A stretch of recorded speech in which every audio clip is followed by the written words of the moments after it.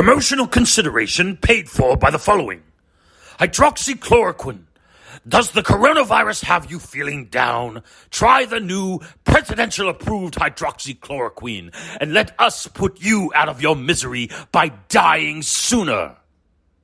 Stuck inside? Can't see your significant other? Do you have carpal tunnel syndrome? Worry no more. Presenting the new WWE Fleshlight. With over 15 adjustable speeds and sounds from the likes of Becky Lynch, Sasha Banks, and if you act now, access to legends like Luna Vachon and Pat Patterson. The WWE Fleshlight. 1, 2, and... Everclear. At this point, just fuck it. When I won the world title, he poured champagne over my head. It was like a bond of friendship. You're wrong, Heenan. Did you ever once in your life offer him a championship match? You laughed behind his back. No, Andre, listen, it's not happening. Tell me it's not so, man. Even though you came out here with him, you don't have to leave with him. It's not happening. Take your hands off my shoulders. He's got one more thing to say to you, Hogan.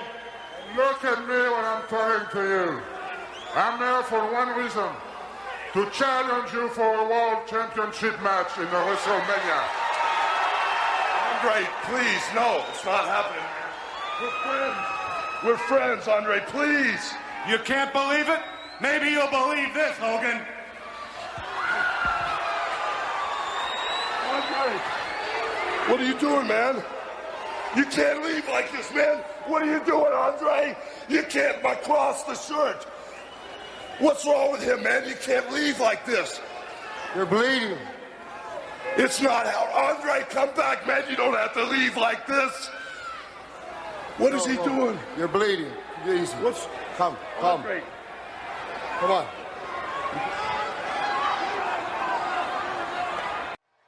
You people, what's with him? You know who I am. But you don't know why I'm here. Are we going to get security here? Where is billionaire Ted? Where is the Nacho Man? That punk can't even get in the building. Me, I go wherever I want, whenever I want. Listen, And where, oh where, is Scheme Gene? 'Cause I got a scoop for you.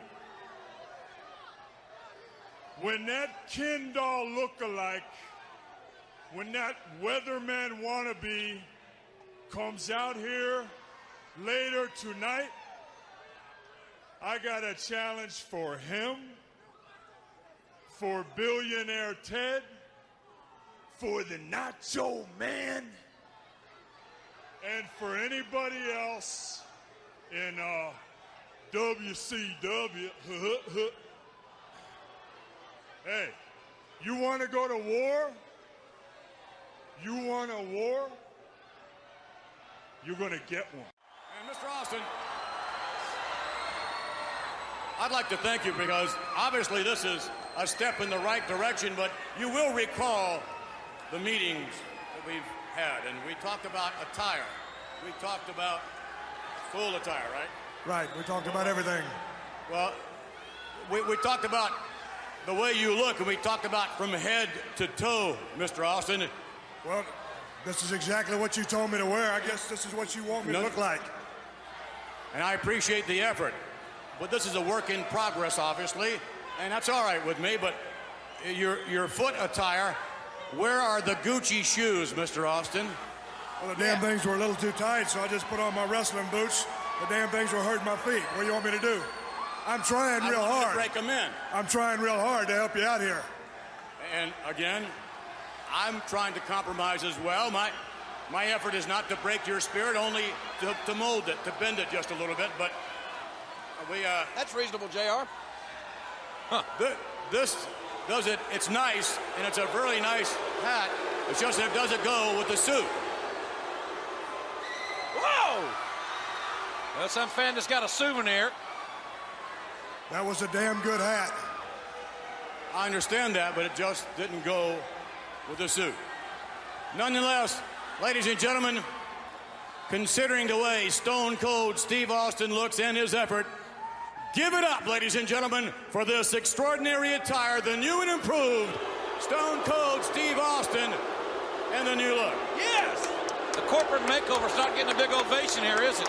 I'm clapping. And I know, Mr. Austin, that everyone here and everyone all over the world is wondering, what was it? What was the moment that allowed you to accept reality, that allowed you to begin to bend just a bit? I can answer that. When you threatened to fire him. When you're sitting in a jail cell and, you know, the walls are kind of closing in around you, they wouldn't bring me my bread and water. And I started thinking to myself, you know, Steve, really, what kind of chance do you have to compete against Vince McMahon? I mean, here I am, little old Steve Austin from Victoria, Texas, and then you've got Vince McMahon from Greenwich, Connecticut, the guy born with a silver spoon in his mouth, the owner of a multi-million-dollar company, an entrepreneur, a leader. And here I am, a redneck from South Texas who happens to have a belt. And a redneck that looks good in a suit. He's seen the light, JR. That's all I said to myself, and this is what I said to myself in that jail cell, I said, no one could hear me. I said, Steve, if you think you can beat Vince McMahon, give me a hell yeah. And what I had... But like I said, I was in a jail cell, and I had to say, Steve, hell no, you can't beat Vince McMahon. Right! It's like a stallion being gelded. What? You got to understand the power that a Vince McMahon has, the control, and everything that goes with it. So realizing all that, and I'm not going to grovel for you because I'm bending my back as it is. Right. So what I'd like to do, if we could get one of the fine officers of the law to take a picture of you and me together because I got my new suit on. We're seeing eye to eye, and I just wanted maybe you and me take a little snapshot. I told you, JR, he is really sucking up now.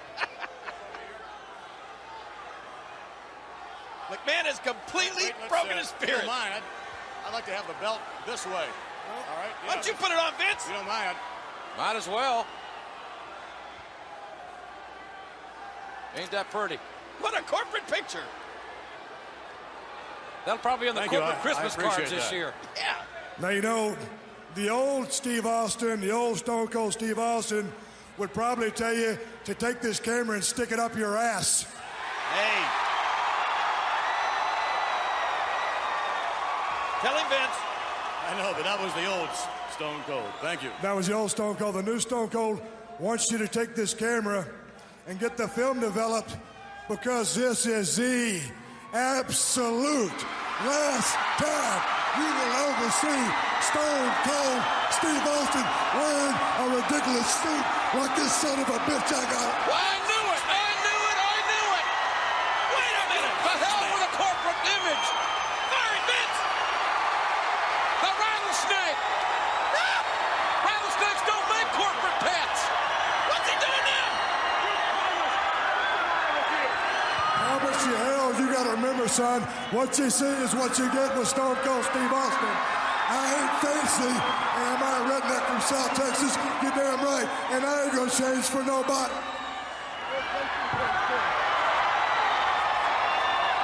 He threw the suit away! I got one last thing to say to you, Vince. Hell, There goes the tie! like I told you before, I said it to someone else, I'll say it to you. DTA, don't trust anybody. Now what I want you to do is bow down for Stone Cold. Oh my gosh! What? What has he done?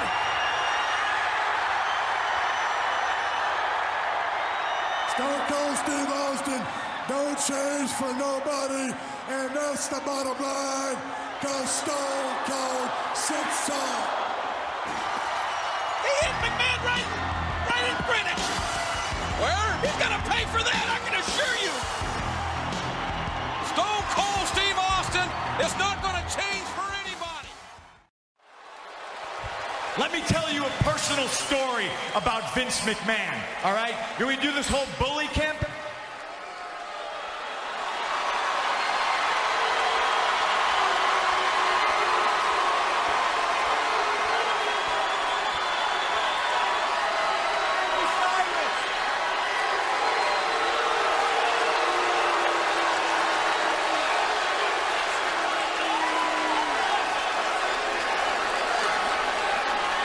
When I saw him with Heenan, you're right, man. I knew it changed. When he was Heenan, I knew he was a different man. I knew Heenan had got to him. I knew something was different. We used to fight for the same things.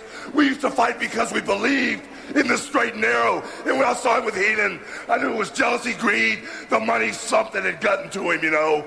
But when he pulled the shirt, man, when he ripped the cross off my chest, he didn't just tear it off. He dug in and tore my heart out, man. Why didn't you just take a stake and drive it in my heart, Andre? And you know something? Now that he's with Heenan, it's all changed, man. He's different. Tell me yes or no. Are you or are you not gonna fight him in WrestleMania 3 for the World Heavyweight Championship? Yes or no? Yeah!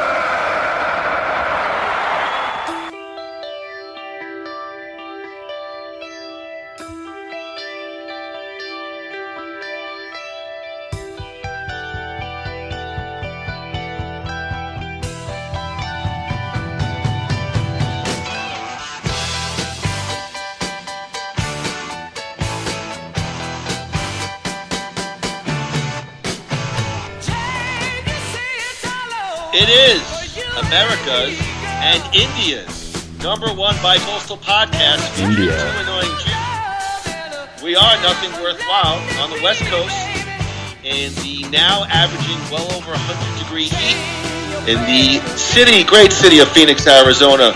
Your host and moderator, Evan Moody. On the East Coast, ready to give us a 20-minute rambling discourse on politics when I simply ask him if he would attend a concert in the fall of 2021.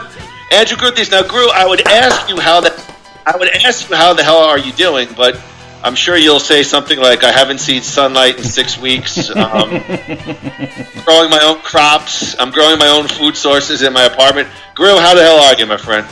Remember the movie The Martian? Yes. I'm harvesting my own feast. No, actually, I'm doing fine. Just it's a day by day thing. This is not easy for anybody, but who am I to complain? I'm not one of the victims yet. God, knock on wood. So got nothing to complain about. You're not camera friendly. You're not hygienic. I don't eat my own dandruff. Well, speaking of which, Groo, last week it was the life and times of a talent gone way too soon. Mr. Christopher Farley. We talked about his start in improvisational theater with Second City, his amazing run on Saturday Night Characters, Tommy Boy, Black Sheep, and the uneven filmography of Farley, his untimely death in 1997, the projects that could have been, and what was ultimately Chris Farley's legacy. Groo, despite those long-winded responses, I enjoyed our takes on Chris Farley. Final thoughts on a tremendous talent, Chris Farley. Great. Okay. Well, you keep saying that, these long-winded. Well, from a political perspective, when he was... No. He actually is a legend, and to be such a legend in such a short period of time, that's really saying something as to what he could have been. It kind of reminds me, and you're going to laugh at this, but it reminds me of kind of like a James Dean. Like, he came on the scene, hit right away, and then was tragically cut down. And I think Farley is kind of the same way. Even though Farley kind of tailed off a little bit, but he was still funny. Because no matter how bad the movie he might have been in, he was always funny in it.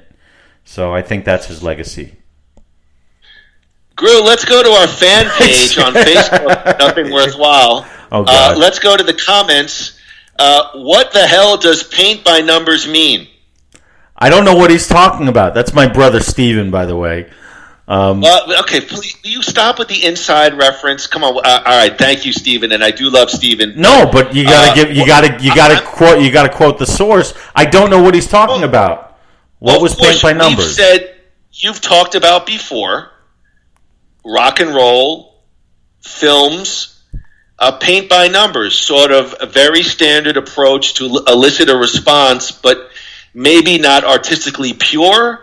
But, you talked about some of the stuff with Bon Jovi being paint by numbers, meaning, or maybe a Farley movie being paint by numbers, meaning they know what's going to hit and they try to replicate on it, but it really doesn't have any artistical integrity?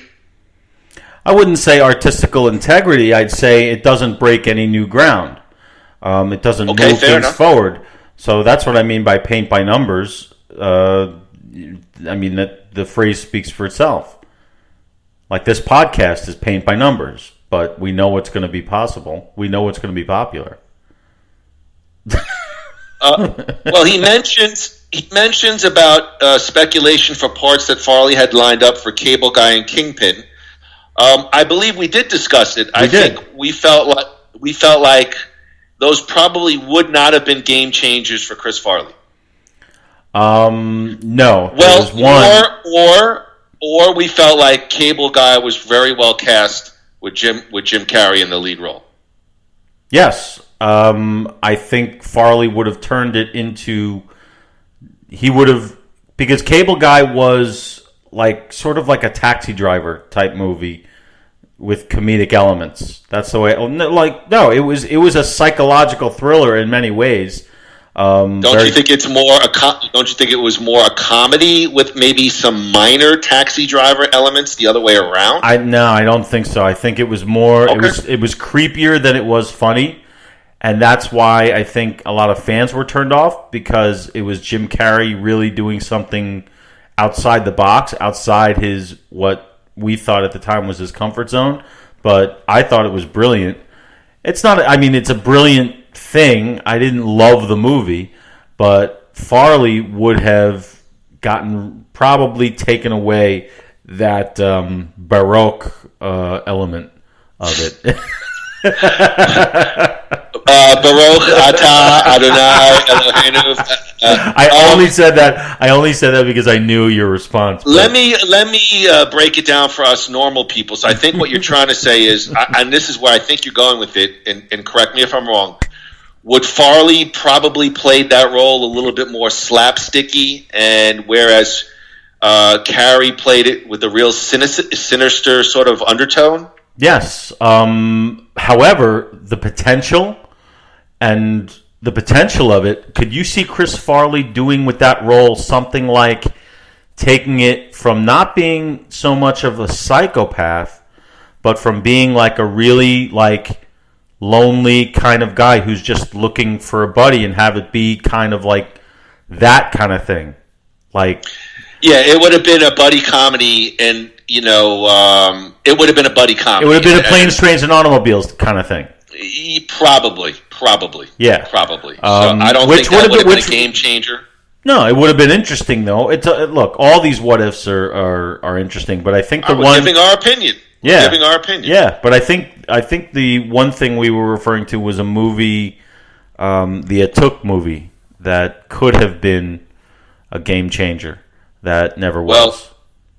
Well, looking at the fan notes, there was no mention of Atuk, but they asked about Kingpin and Cable Guy. I think Kingpin with Ishmael. Yeah, we covered them both. Yeah, okay. Is Lorne Michaels really responsible for everything SNL? Does he handle everything? I think pretty much. Yes. He still touches everything SNL. I think he's the Vince McMahon. I think he everything goes across his desk. There's nothing that's on that show that doesn't get approved by him. I don't think he's heavily involved in the writing process. but he's got underlings that oversee all that. So I think, yes, whenever Michaels is in charge, he's the final say. I really believe that. And he sometimes does stuff on camera like McMahon. Not so much anymore, but he used to.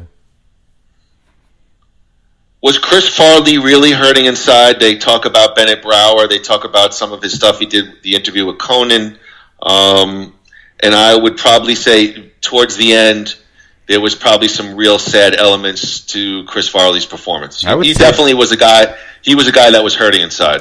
I would say not just towards the end. I would say that's who he was. But look, we all know that the best comedy comes from pain and truth. And thank you. I said that on last podcast. Please, that was a Moody quote. I'm quoting you. Thank you. He's a perfect example of that. Richard Pryor is a perfect example of that. People like that. So yes, I do believe that to be so. He was not a happy guy. Should I still feel guilty for laughing at Chris Farley on SNL because he was sort of a tragic figure? No, because that's what he would want you to do. He did it to make people laugh. He did everything to make people laugh. Because think about it. A guy like that, if he doesn't have comedy, what does he have? Should I feel guilty about laughing at Richard Pryor because he ended up with MS and it was just okay? Well, anyway, he joked about it, so if he could joke about it, so can we, can't we? I remember. And then finally, the comments are always pure entertainment when Evan Moody gets frustrated. Andrew, yeah, I like that one. Well, that's legitimate. That's legitimate friendship, actually, that you're hearing over the airwaves. So and legitimate frustration. Yeah, sure. I know. I get so frustrated, then I see your face on camera. I'm like, I love this guy. I can't get to it. So notice the clean Mother's Day shave today. Ooh, well. Any plans for Mother's Day? Are you probably going to tell me like you'll do a smoke signal in the distance because you won't be able? We're going to go to my mom and dad's house, and we're going to have. We're literally going to sit like 10 feet apart, and there's going to be a pizza on the table in the middle, and we're just. I don't know. Whatever happens. Whatever happens. Sounds almost like a prison yard. Just throw a pizza in the middle and. I'm almost ready to say, give me this stupid thing so I can just get it over with. That's okay. I don't know. But anyway, so what are we talking about this week?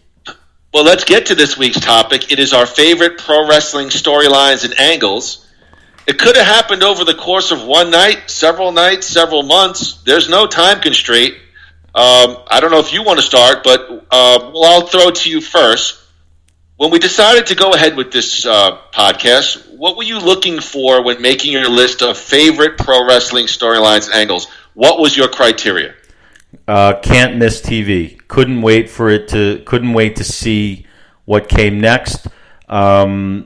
It's things that shocked me that I would sit there and be like, I can't believe this is happening. I can't believe they're doing this. I can't believe, when I was younger and I knew and I didn't know the difference between real and written, I would be like, how I would be brokenhearted like when certain things would happen. So it was stuff that really moved me in certain ways, whether it was excitement, whether it was sadness, whether it was joy, whatever, just things that really captivated me. And I think everything on my list will reflect that. When you say moved you, do you mean like a bowel? Well, that happens every hour during Raw. Raw is now 7 hours long, so But yeah, a lot of things moved in me when, especially sunny days. Hey-o! Well, since you're really a great compadre on this podcast. Yes, Andrew, I'll give you my criteria for. Well, wait a minute. Well, you usually ask the questions. All right. Well, wait. I have a question for you. Hold on. I have a question for you. You know exactly where I'm going with this. Evan, what was your criteria for this list that you've made, that you've worked so diligently on? Yes, I actually did work on this. I'm curious to hear what you have to say. Thank you, Andrew. I had 2 bullet points for my list. Was it unique? Meaning, was it something that I perceived to be fresh and creative? Perhaps something never done before? And similar to you, did it excite me? Did it make me excited to see what was going to happen next in the storyline or in the ring? So did it make me turn on TV or put on that pay-per-view to see, the next phase of what's happening? So that was it was pretty simple, really. 2 things. Yeah, I think we agree on that. But I also want to say that Andrew, go ahead. Sorry. Go ahead, brother. Go ahead. No, I was just going to say for our audience, we played a clip package of several different old, angles just to sort of whet your appetites. That in no way is reflecting on the angles that were chosen. Those are based on guesses that I made that would be on Evan's list, and that Evan made that would be on my list. So the picks that Evan made that would be on my list that were reflected in that opening package were Hulk Hogan and Andre the Giant and the NWO. I will not say if they are on it. You will find out soon enough. My picks for Evan were, as you heard in the opening thing, CM Punk and John Cena, and Stone Cold Steve Austin versus Mr. McMahon. Those are my 2 picks for Evan. He has not told me whether I'm correct or whether I'm wrong, and that's as it should be. We will find that out. But anyway, we just wanted to make sure there were no spoilers in that opening package there. So. Right, and when we spoke and did our production call, we didn't give none of our list. So, Groo, let me throw it to you first. How do you want to do this? You want my number 10, your number 10? Yeah, we'll do it that way because even though I have 10 that made my list and 10 that I had to think about, but I don't want to give the 10 losers away yet because that will affect what people think will be on our list. So why don't we start with you? Why don't you go with your number 10, and then we'll. I'm actually I have goosebumps. I'm kind of So here's what I'd like to do. I'm going to give you my choice, and then I did write a little quick paragraph. How I felt about it, and I did a little bit of research. So let me just finish up my notes, and I'm going to throw it to you and get your reaction. So, woo! I'm actually excited. All right, my number 10. Hulk Hogan versus Vince McMahon. Who created who? Ooh. Look, I'm a fan of the Hulkster. I'm not fanatical about Hulk Hogan. There's a lot to criticize in my mind, but there is no doubt that he is the greatest draw in my lifetime for pro wrestling. You just can't deny this. So this feud for me, Groo, was pretty fascinating. It was sort of a chicken or the egg sort of a concept. What came first? Was it Vince McMahon's machine, or was it Hulk Hogan's charisma and star power that led to the rise and the immense run of popularity for the WWF in the 80s and 90s? It was booked as a secondary feud on SmackDown and a very strong WrestleMania. We know, you may remember that it was set up at No Way Out. Sylvain Grenier was the referee, who was actually a wrestler. He gave Rock the chair. Rock hit Hogan, and for the win. After No Way Out, Vince McMahon proclaimed Hulkamania was dead and proclaimed a new mania, McMahon-a-mania. You gotta love that. Yeah.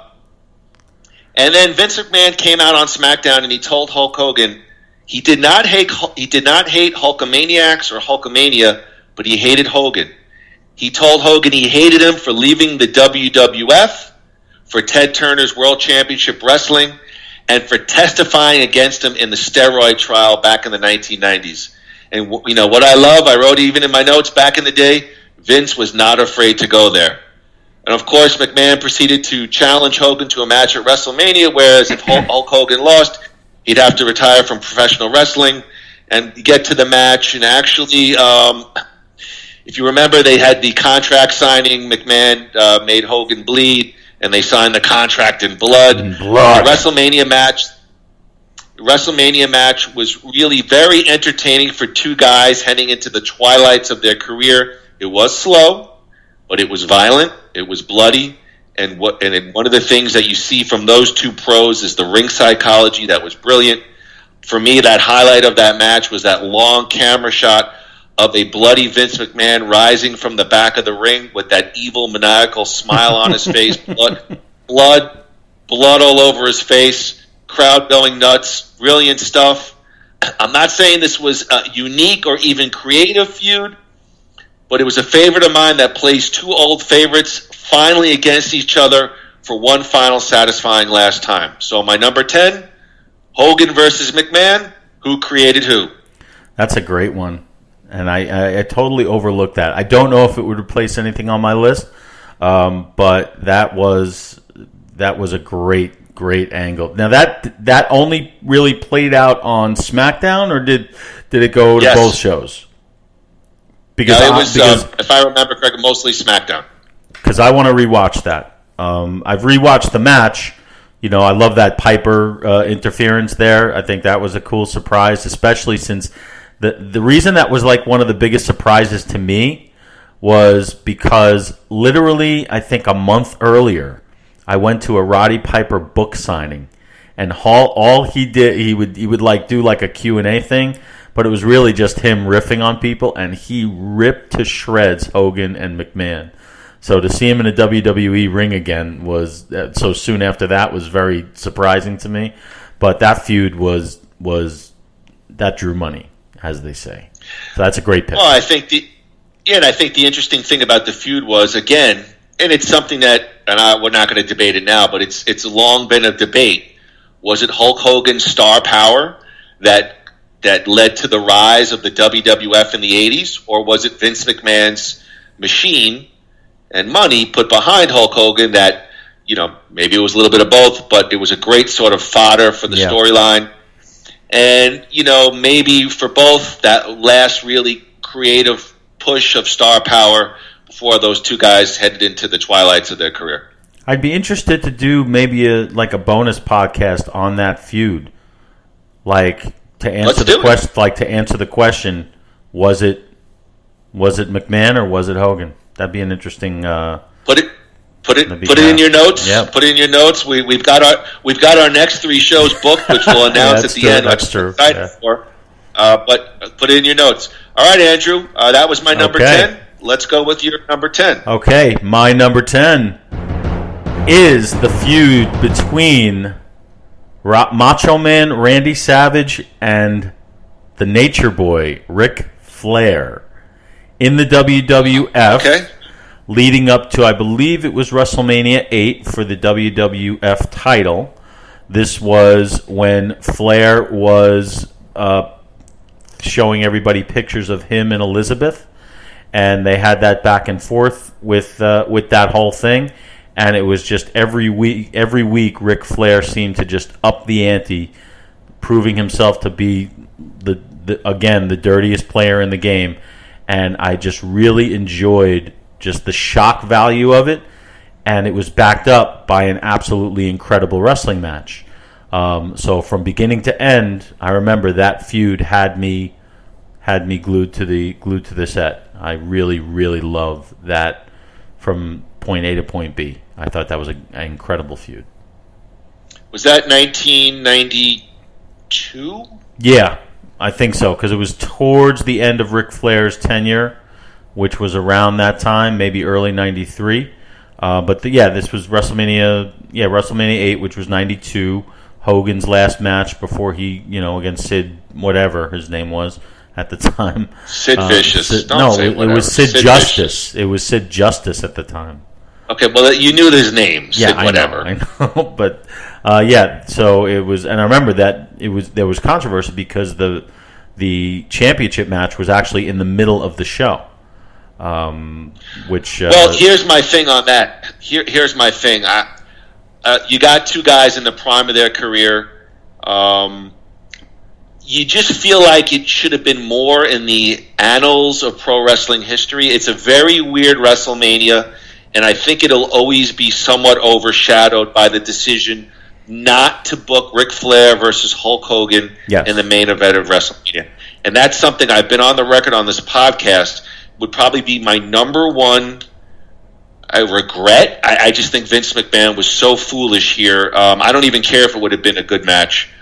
We know that the guys tangled on the house show circuit, but to not book Ric Flair versus Hulk Hogan at WrestleMania is almost pro wrestling criminal. But yes, you can't say enough about Macho Man Savage. I think for me as a fan, he was that first guy. He wasn't tiny, but he was not a giant by any stretch. I mean, he was a baseball player. Yep. He was a minor league baseball player. He was, that Steamboat Savage match at WrestleMania 3 was the first time that smartened me to work rate. You had never seen two guys in that era work so quick. Macho Man was really a game changer, and I think in some ways set the groundwork for today's WWE of, smaller guys who could work oodles and spots, and I'll get it. That's for another time whether I enjoy that stuff. But I think guys like Macho Man really set the groundwork for the WWE how it is today. Yeah, he certainly did, and he was a big guy who could move like a small guy. And I've never seen anybody get to the top rope faster than he does, did. And that was. But anyway, that's my number 10. So Evan, I will throw it back to you for your number 9 feud. Evan, take it away. Not feud. My number 9 is a number 9 storyline or angle. Okay. All right. Sorry. Okay. So, all right. So here's my number 9 choice. Oh, I'm so excited. I love stuff like this. My number 9 is Bret the Hitman Hart, face in Canada, heel in the United States. Bret Hart's heel turn in March of '97 was certainly one of the sparks that ignited wrestling back in the late 90s. The WWE really never reached the heights of the Attitude Era, sort of after 2001, after Hart left. It started with that, first of all, the reformation of the Hart Foundation and a memorable United States versus Canada storyline. And in with it is you have intertwined feuds with Stone Cold Steve Austin, with Shawn Michaels. Hart had not been a full-on heel since his early days with the original Hart Foundation tag team in the mid-'80s.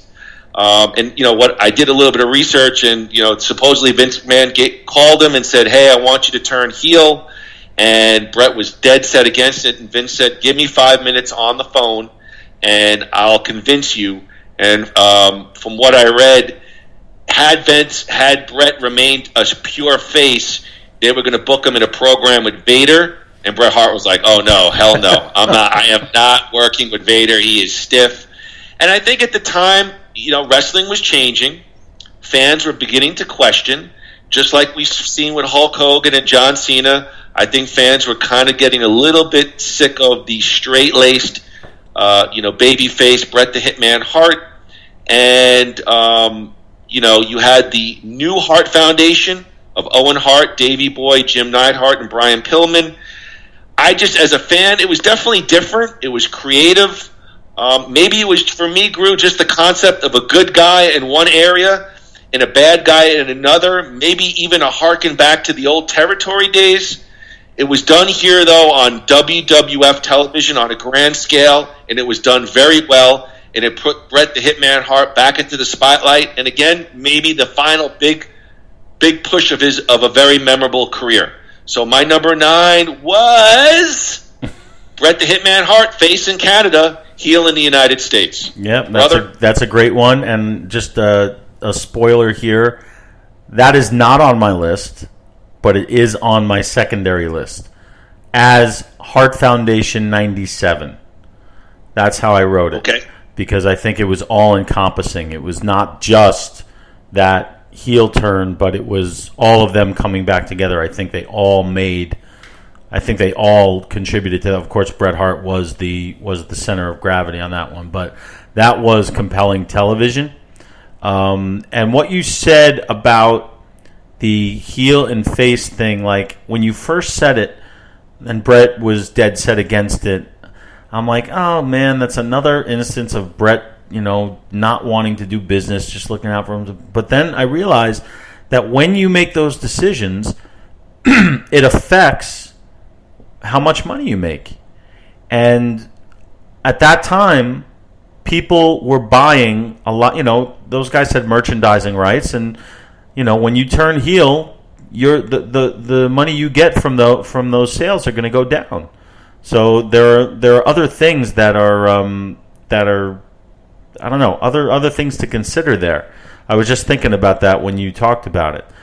So I don't really hold Brett. I used to think about Brett and be like, oh, come on, just do what's good for business, not just yourself. But you know what? I understand it a little more the way you put it. And I've changed too about Bret Hart. I still think he was a little bit over the top with his seriousness or with his image, but as I've gotten older, I understand it. I think there was an integrity there, and that's something I do appreciate. But for me, when I thought about uniqueness, it was just strange that on Monday Night Raw in Toronto, he's being cheered and they're presenting him as a face on the story during the show, and then 3 weeks later in Denver, Colorado, they're booing him and throwing crap in the ring. It was different, and that '97 right before the Attitude Era is a very interesting time in WWF television. Probably one of my favorite times because I feel like Raw was those were some great Raws. Things were hitting on a creative peak.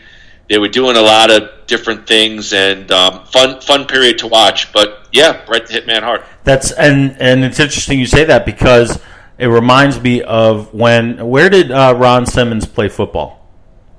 Do you remember? I think he was FSU. I think he was Florida State University. Maybe. So I don't remember. I honestly don't remember at all. I'm 90% positive he was Florida State.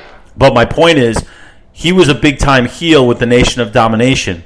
But when they went to, if it was FSU and then they had a Raw or a pay-per-view in Tallahassee, where FSU is, they gave him a huge ovation. He was running around that ring like a face.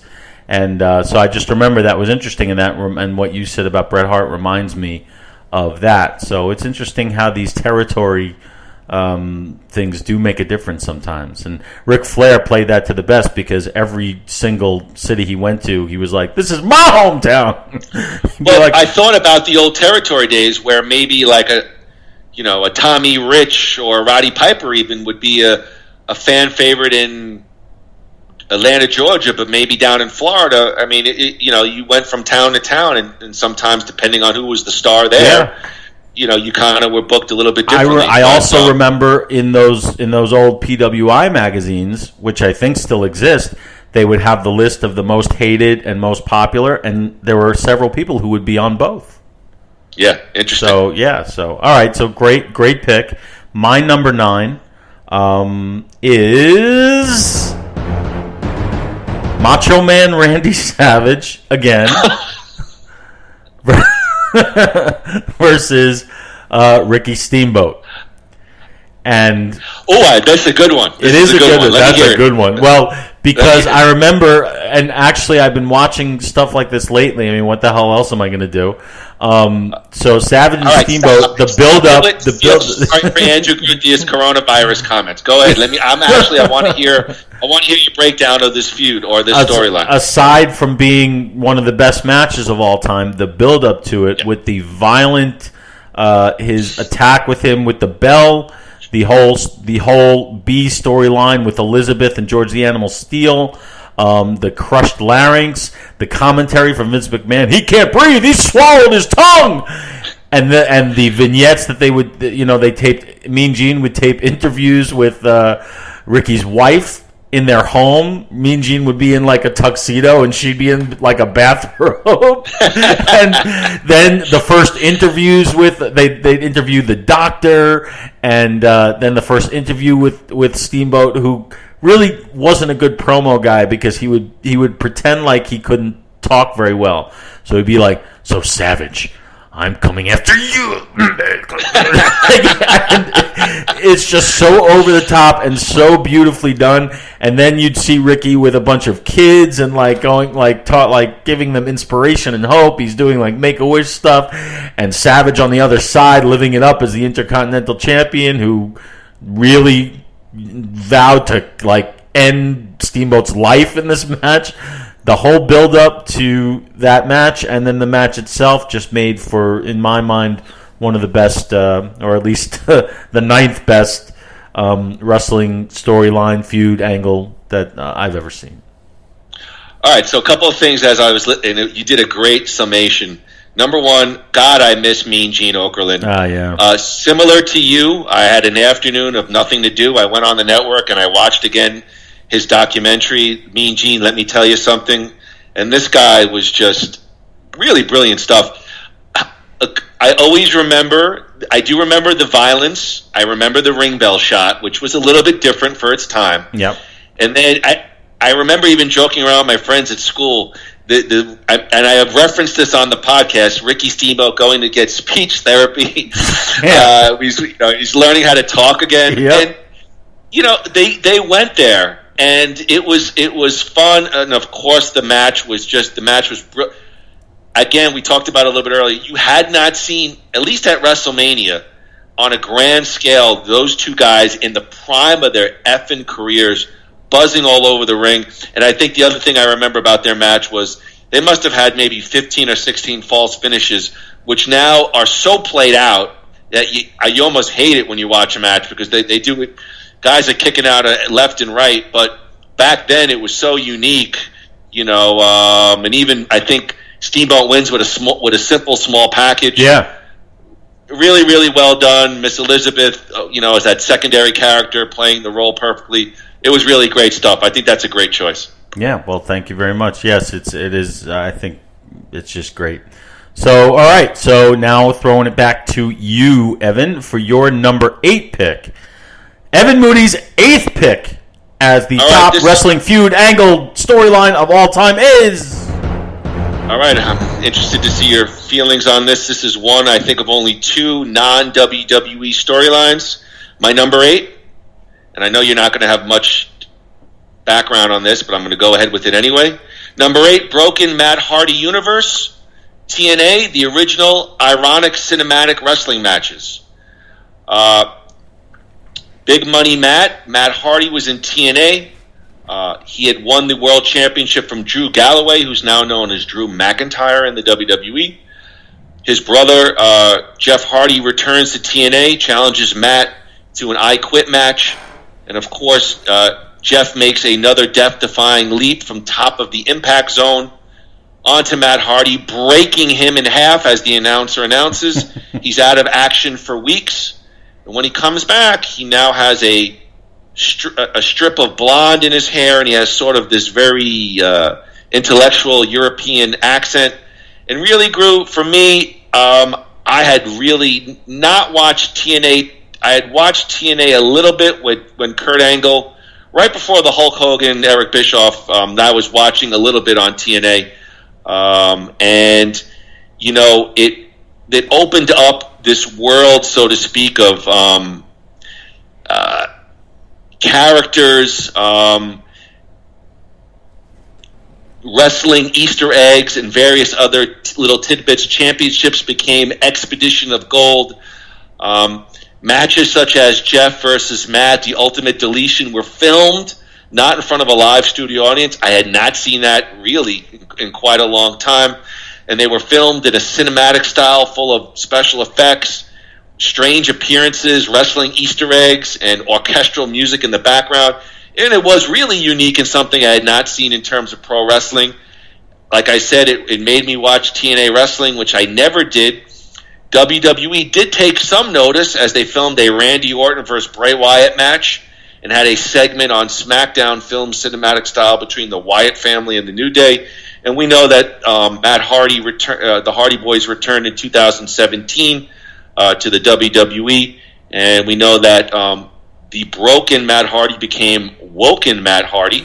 During that time, he took an interest in Bray Wyatt, and they had an angle there, and it led to, on television, a clash known as the Ultimate Deletion, in which Bray Wyatt was thrown by Matt Hardy into the lake of reincarnation.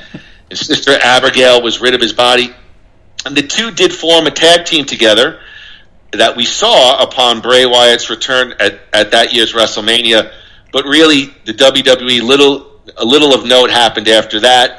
But we had characters such as Senor Benjamin, which was Matt Hardy's real-life father-in-law, King Maxwell, which was his real-life baby, Vanguard 1, the Hardy family drone that flew over the Hardy family compound. You know, the Broken Hardy universe is really well known to wrestling geeks and the so-called internet wrestling community. It may not be well known to the more mainstream fans. In my opinion, it was cool, it was unique, and for a while it really put TNA, who had nothing. I mean, they had nothing going on. They had no roster of note. It put them on somewhat of a forefront. I did really enjoy those characters and was disappointed that the WWE, like a lot of times lately, they did not take more creative risk with this character. So I'm curious to hear your thoughts, but my number 8 was the Broken Matt Hardy universe, the original, as we see now, ironic cinematic wrestling matches. Well, like you said, I never watched 1 minute of TNA, so I didn't see any of this, but what I saw of it in WWE was excellent, and I remember thinking about how much more they could have done. So I'm in no position to argue that with you because I can only imagine, and actually I want to go back and see it. This leads me to a question, because evidently I'm not a wrestling geek, or I'm a mainstream fan, or I'm really just a WWF, WWE guy, and there's very little, branching out. But is TNA now defunct completely? No, it's called, I think, Impact Wrestling, and they have a small presence on some network. I don't know, but it's really scaled down. After AJ Styles left. As a matter of fact, you'll get a kick out of this. They promoted. Do you remember? Did you watch Georgia Championship Wrestling? I have watched, not when I was younger. I've been watching some of it on the network now.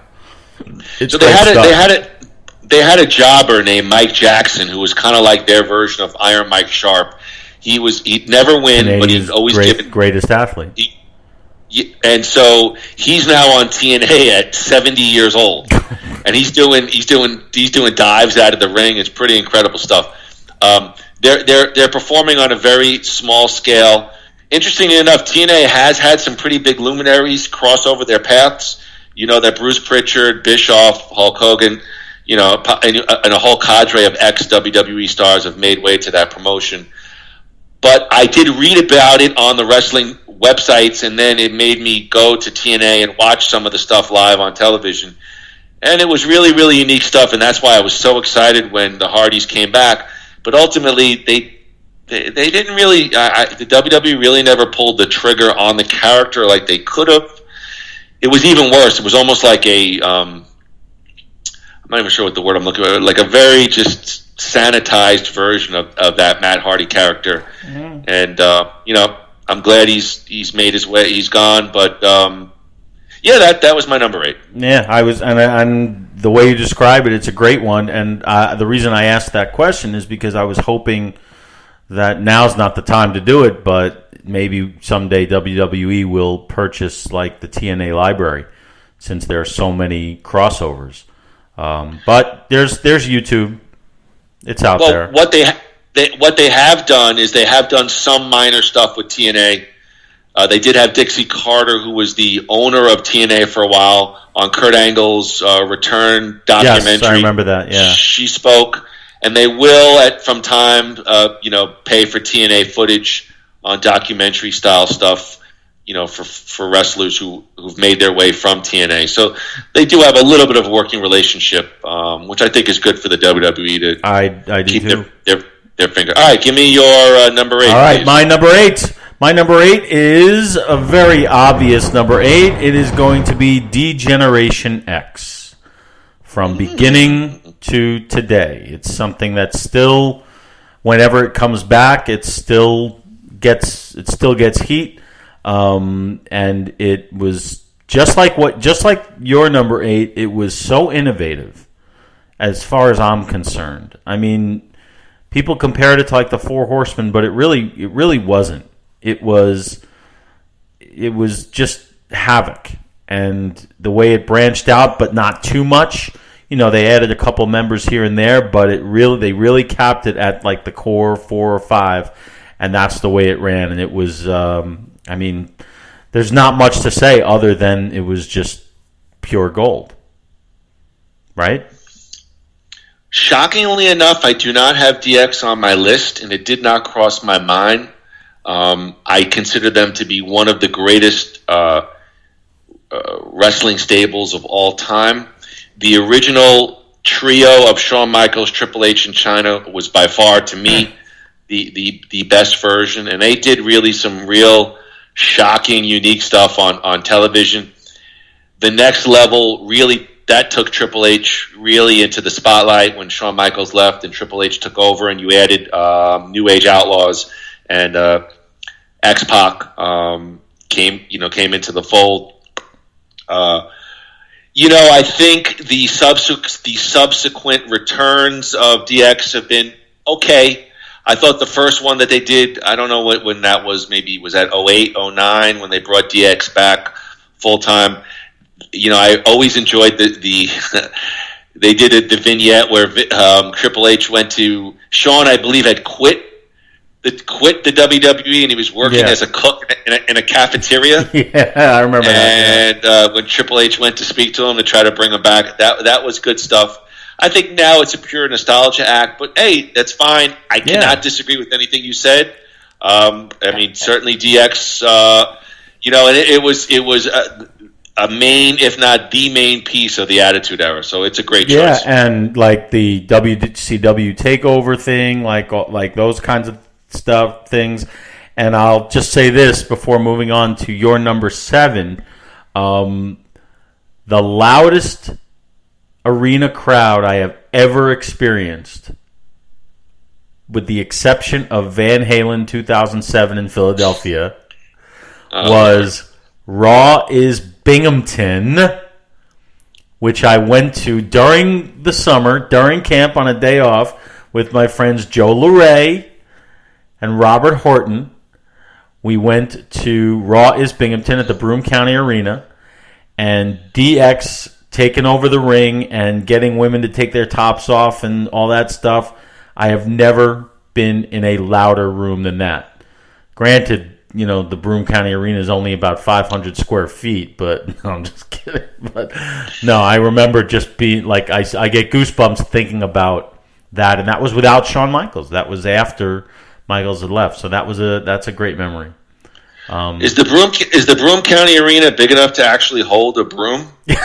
I can tell you for certain that it is, because as you know, with the price of admission, you have to stay after and sweep up. Because good, yeah. So, but yeah. Anyway, so yeah, DX. I'm surprised that's not on your list too.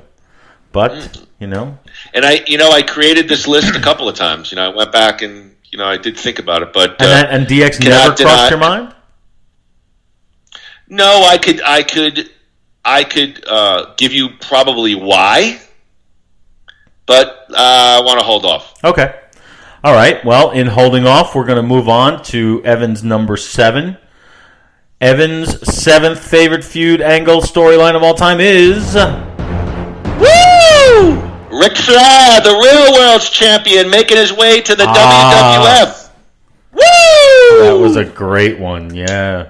This was the moment for me when the jet flying, limousine riding, kiss stealing, wheeling dealing son of a gun came to the north and ended up on my show, World Wrestling Federation. With a tear in my eye. Andrew, I knew about Ric Flair, but I didn't know a lot about him at this point. This was before the internet and before large-scale tape trading. Yeah. All I knew for the most part was what I read about in wrestling magazines and maybe the occasional appearance on TBS's Georgia Championship Wrestling. I knew that while I knew Hulk Hogan was the Force, but the Nature Boy was written up as the best wrestler in the world during the decade of the 80s. And Ric Flair was to the NWA what Hulk Hogan was to the WWF. He was the face of the company and the man who could carry the company. And I do think the difference was, while Hogan's matches for the most part were huge crowds, maybe a little bit underwhelming. Ric Flair's matches, he was known to put on classic matches seemingly on a nightly basis. So what I did come to read, though, was Vince had made a play for Ric Flair 3 years earlier with the idea of Ric Flair coming in to challenge then WWF champion Macho Man Randy Savage at SummerSlam 1998. But what we know about Ric Flair, he was a loyal NWA guy, and he said, Vince, not going. However, in 1991, WCW was taken over by a man by the name of Jim Herd. Okay, and Jim Herd decided that Ric Flair at 39 was too old to be the face of WCW. It was time for younger stars such as Sting and Lex Luger to take their forefront. Not only that, he wanted Ric Flair to cut his hair, which he did. She said was one of his biggest regrets. He wanted to give him a diamond earring, brandish a shield under the new moniker Spartacus. I thinks he was Farouk. And then also he wanted to cut Ric Flair's reported $700,000 a year contract in half. And this is all of which while Ric Flair is the NWA champion. And so eventually Jim Herd said to Ric Flair, you got to drop the belt to Barry Windham. And Ric Flair refused, and WCW had fired Ric Flair, but they forgot one thing. The title. He had the NWA title with him, and these were still two different, they were under the same show, but they were two still different organizations, the NWA and WCW. NWA continued to recognize Ric Flair as their champion, and Vince McMahon, this was just too much for him. I mean, he could not let this go. His biggest rival, Main Star, was a free agent and still recognized as the NWA World Champion, and a deal was soon made. We had vignettes with the pixelated. I mean, I remember seeing that pixelated World Championship on WWF television, and I was so excited. And Bobby the Brain Heenan confronting Hulk Hogan saying, the real World Champion is coming. And I was so very, very excited. And of course, as you discussed earlier, we never saw that dream match. They did the house show loop, but for whatever reason, they never promoted Hulk Hogan versus Ric Flair. So, Andy, the highlight for me was 1992, his WWF title win at the Royal Rumble, many of whom believe that the 1992 Royal Rumble is the greatest of all time. It is. Which I agree. I do too. And then also for me is maybe one of my favorite promos of all time, as you referenced it, the tear in my eye promo after he wins the championship in the back. And, you almost feel his real sincerity that actually, despite Ric Flair's long history of success, winning the WWF Championship really meant for him that he was really the greatest in the game at this point.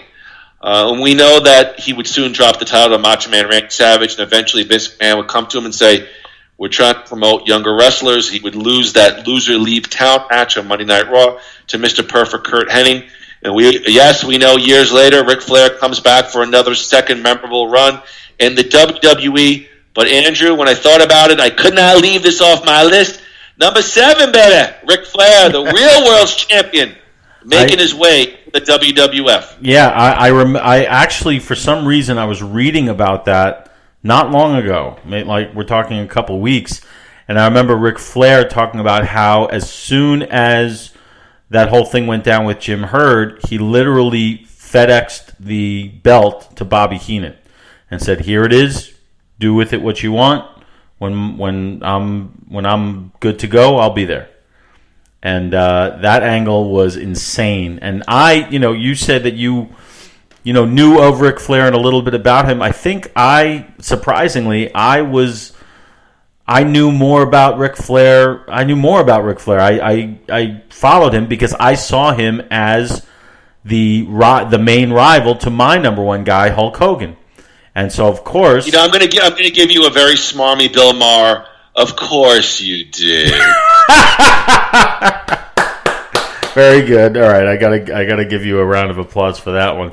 Well, yeah, listen, Groo, I knew of Ric Flair, but it was more exciting even as I was a kid because I acknowledged I had seen him on TV, but it wasn't a lot. And then the wrestling magazines were they were like Bibles to me. I know we were the same. I got a fresh PWI. I ran into my room, I don't want to be bothered.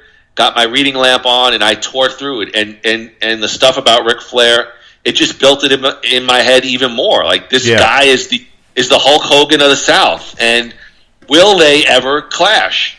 It was just in my mind. It was like Muhammad Ali and Joe Frazier. I could not wait to see these two guys, and ultimately failed to deliver in their prime. But and I think the reason that angle isn't on my list is because it fizzled.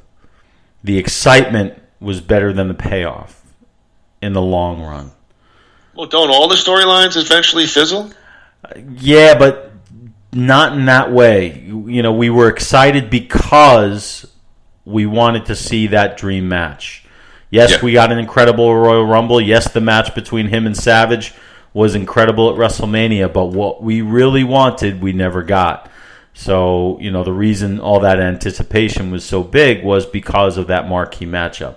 But it's still the way they did it, and I think it was on the Brother Love show that he made his first appearance, something like that. No, I believe he did. It was like a Tuesday Night Titans or something, like one of those night shows where he came out with the robe and the belt. I believe his first appearance was like at a talk show, one of those. Maybe it was when they were doing the primetime wrestling in front of that audience. Maybe that was it. Maybe so. Maybe that was it. And you know what? I think you're right. But as far as like in an arena setting, I remember they really introduced him on the Brother Love.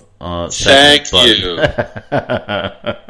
But that's a great pick. So I'm going to give you my number 7. And you Please again. I can't wait to see your face when the first name I say with this. You're already raising your hands in the air. Let me see. My number 7 is the great Macho Man Randy Savage. Macho Man Randy. This guy did some massive business. You got to give it to him. Macho Man Randy Savage and Hulk Hogan. These guys overrated. Really? In my book. But you think so? Let me hear it. I just think because it kept going and coming back, and then they had some great matches and some great rivalries early on in the mid '80s, and as Savage's stars started to rise. They had them coming together, the WrestleMania 4 thing, then the Mega Powers, which was huge. That's in this. Okay, a lot of people think the Mega Powers is one of the best things ever, but that's part of this thing. Then their breakup, their match at WrestleMania, and it still continued. It spilled over into WCW. They just have this history that they would always keep coming back to each other because I believe they always brought the best out of each other, and based on that, that's on this list. They wrestled at the main event at WrestleMania 5. Yes, where Hogan regained the title. How did you view that main event? It was a terrific match because of Savage. Savage could make anybody. Savage could make the worst workers look great. Now, Hogan wasn't the worst worker, but he admittedly so is not the best worker. Savage made that match work beautifully. And it was, look, I'm going to use the phrase again. It was a paint-by-numbers match. Back and forth. I was just about to say. Yeah, back and forth. Hogan's down, gets the elbow, kicks out, hulks up, does his thing, wins, we go home. But it was still exciting as hell. Maybe it's because we were young. I don't know. But it was just Savage just brought something to can you name an angle with Savage that failed? He was so business and he was so good at it. I like Randy Savage. I can't speak to every angle. So I didn't obviously research this because it's not on my list. So here's what I think about it off the top of my head. I was young, and I was, of course, just like you, I was excited for the Mega Powers. But even at that age, I could read a mile away. I knew eventually And once Miss Elizabeth got into the mix, you knew jealousies were going to. I read that angle from a mile away, and I think it's standard and it's done well, but it's very classic, staid wrestling storyline. Two guys come together. We knew that this was not a tag team that was going to last, and we knew at some point, as I think even Bruce Pritchard said on his podcast, bring them together to break them up. And I'm not saying it wasn't done well, but in my mind, it's just, I think it's a little overrated. Your point about their history is well put and well said. And, Macho Man as a performer, there's just no doubt about it. And it's not, it's great television, but, for me, a little bit overplayed in the annals of wrestling history. Okay, that's fair enough. I was a lot more compelled by it than you were over time. And like one of my favorite moments is backstage at the Saturday Night's Main Event when they break up. I mean, Hogan's overacting there is so beautiful. Talk some sense to him, Liz. Talk some sense to him. Like you've always been jealous of me. You wanted this thing. You wanted. Well, here it is. I love. Oh my God, I miss it. Poor Macho Man. Poor Liz. Macho was definitely an intense performer on Mean Gene's documentary. Mean Gene, that was his favorite performer to work with. Was Randy Macho Man. Yeah, and he was so business. Every time Pritchard talks about him, like it was always he liked everything to be perfectly aligned and scripted and worked on and rehearsed. And maybe that's why he was always successful. You never hear anybody say a bad word about Macho Man. Wait. A bad word about Macho Man and his performance in the storylines and matches. Maybe personally, but you never hear anybody say anything bad. I can't even think of a bad match that Randy Savage ever had. I really can't. Well, I don't know that, but I would say that I know wrestlers have referenced, his meeting and over, almost OCD-like passion for going over the matches, and the storyline is being slightly off-putting. But I want to ask you a question. Did the Savage family pay something for you from their estate to have 3 Randy Savage storylines in your top 10? There could be more. You would think so, but it's just as I was going over what compelled me the most over my whole wrestling life, Savage and his angles just kept creeping in there. Okay. It's just that's all I can say about that. So this is a guy who says his favorite baseball player right now is Mookie Wilson. Hey, Don't knock the Mook man. I will not. Met him. So did I. Good dude. So did I. Oh well. Oh did you? Oh yes, I did. All right. Anyway. All right, so we're at number 7. We're almost let's see, we're almost an hour and a half in, and we're almost halfway there. All right, well, you want me to get to number 6 for Evan Moody is going to be my number 6. No, my number 6 was Triple H versus Batista, the return of the slow burn. Ooh. And we know that Batista was the enforcer of Evolution. And we know that he got hurt early on in his infancy as a member of the group.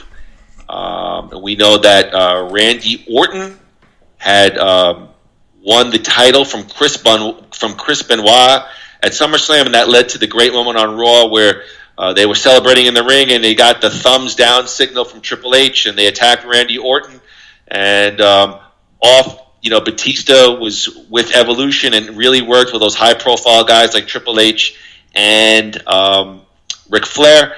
Monday Night Raw loses a number 1 contenders match to Randy Orton, and they start the seeds of the feud. Triple H goes in the backstage area to console Batista, and he wants nothing to do with it. And then, of course, you have the Royal Rumble that year. Batista entered at number 28. And maybe sort of a botched ending, if you may remember, Groo. That was the famous ending where Cena and Batista both fell on the floor at the same time. Yeah. and Vince McMahon ran down to the ring, had a double quad blowout, and crawled into the ring and restarted the Royal Rumble, in which Batista eliminated Cena, which guaranteed himself a world title match at WrestleMania 21. And on Monday Night Raw, Triple H ended up beating Edge, and Batista went in the ring to hold Triple H's hand up in the sky, and of course he then stares at the game. And maybe my most memorable segment, one of my favorites ever on Monday Night Raw, in which Batista is eavesdropping. He's hiding in the background, and you see Triple H and Ric Flair concocting the plan to stop Batista from challenging Triple H at WrestleMania. They even try to throw Batista off by staging a limousine hit and run with JBL's limousine. But this was like in February, well before WrestleMania. And of course, the amazing, which I still remember to this day, when they have Batista go to the ring to announce who will he fight at WrestleMania. And of course, Ric Flair and a beautifully suited Triple H go into the ring. And Batista's got the two contracts. He's got the Raw and the SmackDown. Who is he going to sign? And of course, Triple H gives the thumbs up to Batista, to sign to fight JBL. And Batista gives the thumbs down yet again, signs the contract, and power bombs Triple H through the table. And this led to the match at WrestleMania 21. What I think was interesting was, Batista wins, and then they fought again at the next two pay-per-views, I believe at Backlash and Vengeance, and the last one at Vengeance was, I believe, Hell in a Cell. That was really violent, which ends up all three matches. Batista wins. The last one, he power bombs Triple H onto the ring stairs in a pretty violent final move. After the match, he's beaten Triple H 3 times, and they show in the backstage at the pay-per-view, Triple H shakes his hand and says it's over and gives him a hug. And so you had, over the course of 4+ months, this build-up, 3 pretty solid main event matches. And it's really maybe what you need to do, actually, to endorse somebody, to push them up to the main event scene. If you remember, 4 days after the Hell in a Cell, Batista got drafted to SmackDown, where he had a pretty, I would say, about a 5-year run at the top on SmackDown. And to me, when I thought about this, was this these feuds, these storylines these days, they're all hot-shotted, and it's so quick, and there's no psychology. And I remember even back in the day, because they were already moving to that kind of every month a pay-per-view, rush. They took their time with this one. It really paid off because it made Dave Bautista a star. And for me, it was really the last truly memorable slow burn of a feud, and it dissolved one of wrestling's, pretty great modern faction, Evolution. And like I said, it made Dave Bautista a star. So group number 6 was Triple H versus Batista. Well, the return of the slow. Yeah, I have to go with just everything you said on that, because I wasn't watching it this time, and I realized why. It had nothing to do with the quality. It was the job that I had was really a 24/7 job, and I just didn't have the regular time, and this was before DVRs took over everything, and so if you missed it, you kind of missed it, and you had to read about it. So maybe that's what kind of knocked me out for a little while, because I don't remember a lot of that. So I'm just gonna, there's not much for me to say. The way you describe it, I'll tell you what. If we're stuck inside for 2 years and stuff, I got to go back to the network and just start watching from to every program from 2002 to 2015. Every Raw and SmackDown and Heat and all that stuff. I gotta just, there's a big blotch of time that I missed. So, but that sounds phenomenal. What I find also interesting about this time was Triple H was kind of known. He sandbagged a lot of guys, and specifically Jericho and RVD have come out and said that they were possibly going to give title runs, and Triple H squashed it in the, behind the scenes. And I've come to appreciate that the top guys play a political game that maybe is better than no other. But that withstanding, Triple H, did the job for Batista, and he probably, obviously, he had his hand in it because he picked this guy for Evolution. But it was interesting that Triple H did really really, job out, so to speak, to really push this guy. And I think, obviously, as his career begins to wind down, he's famously, he's lost a lot of big matches at WrestleMania too. So he's done his part to sort of put talent over. Yeah, and what you say, like talking about RVD and Chris Jericho, like pissed off not getting the title. If you're not number one, like in line for a job, somebody else is going to get it. Number one, RVD is not WWE Championship material. He's too laid back. He's too, he's great in the ring, but he was never a promo god.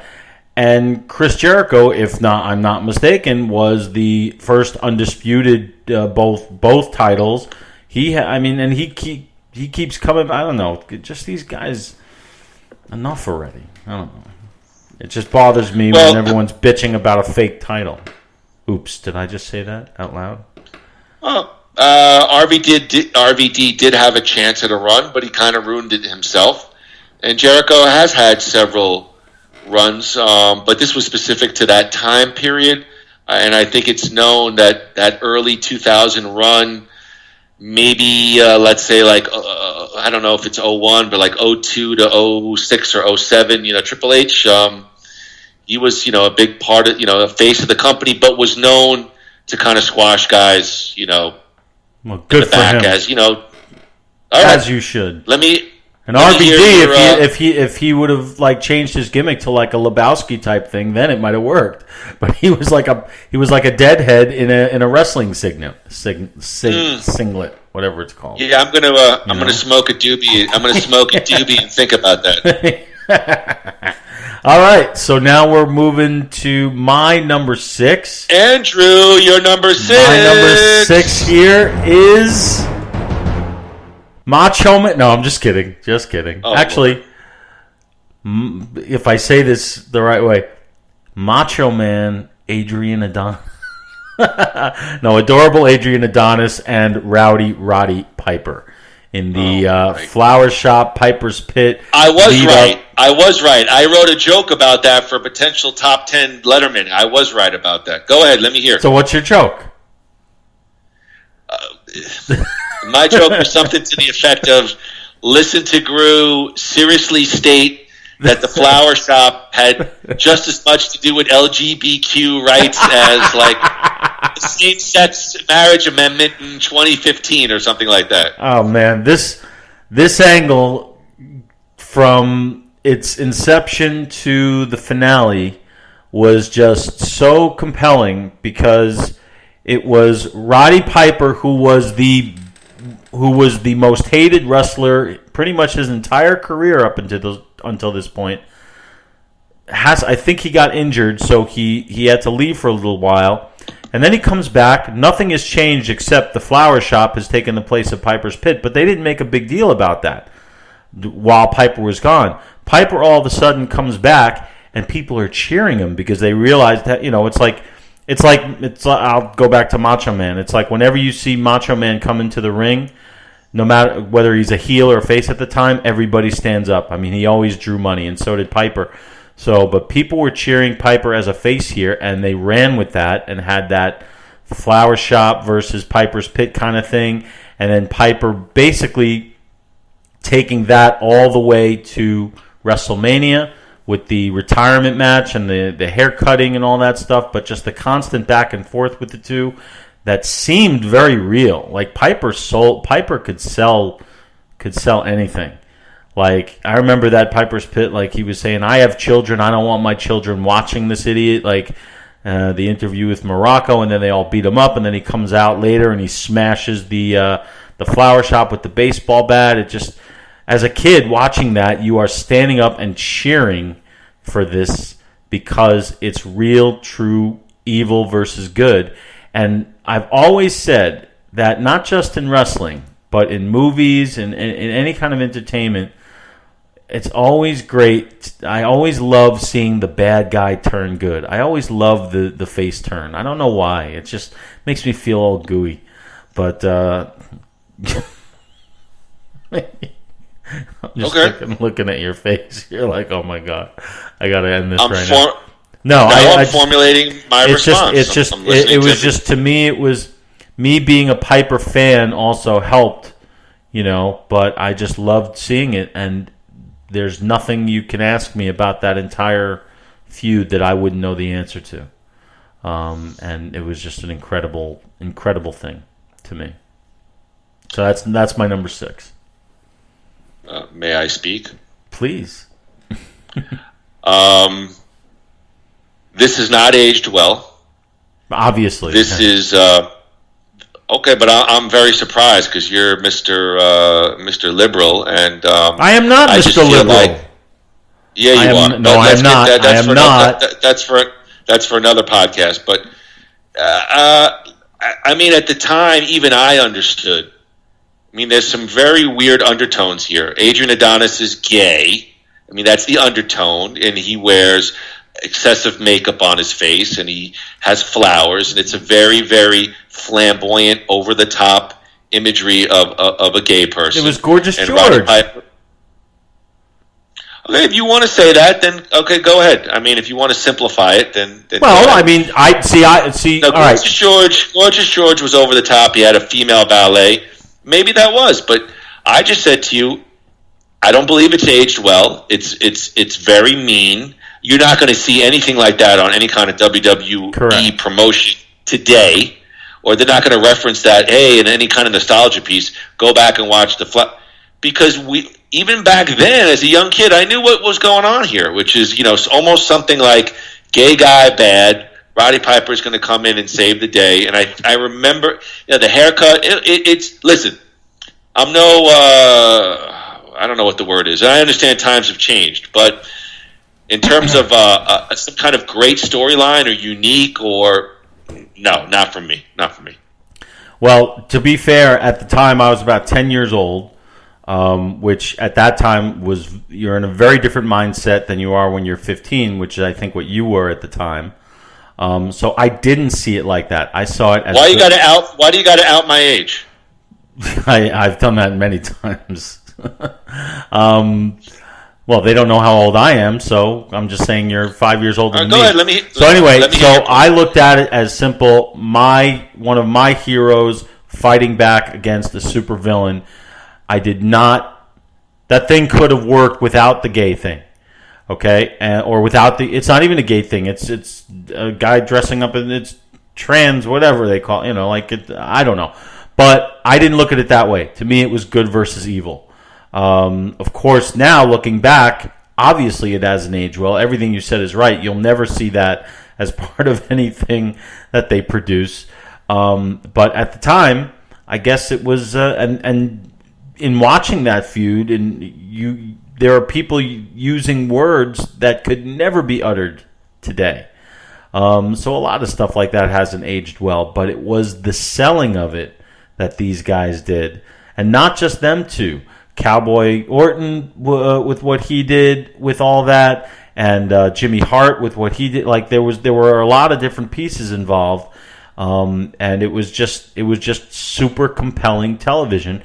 That, yes, has not aged well. But if you're asking me what had me, riveted, that's definitely one of the biggest ones.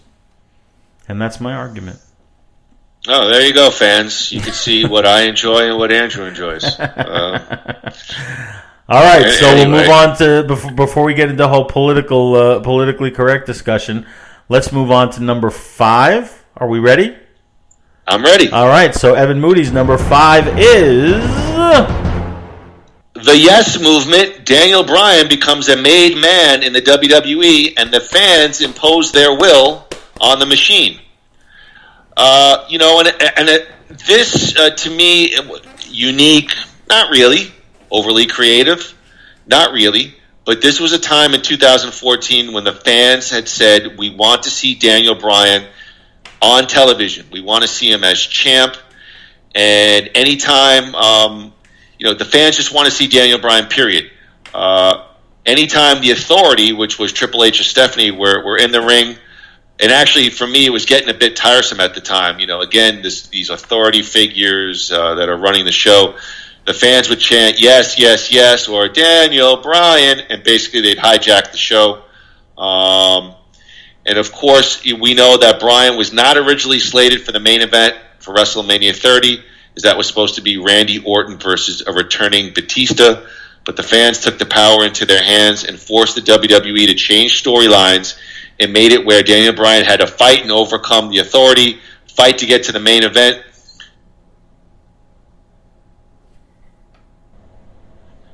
So the opening segment at WrestleMania 30 of Hulk Hogan, Stone Cold Steve Austin, and The Rock, followed by Daniel Bryan versus Triple H, to me was quite possibly the greatest opening 1-2 punch of any WrestleMania.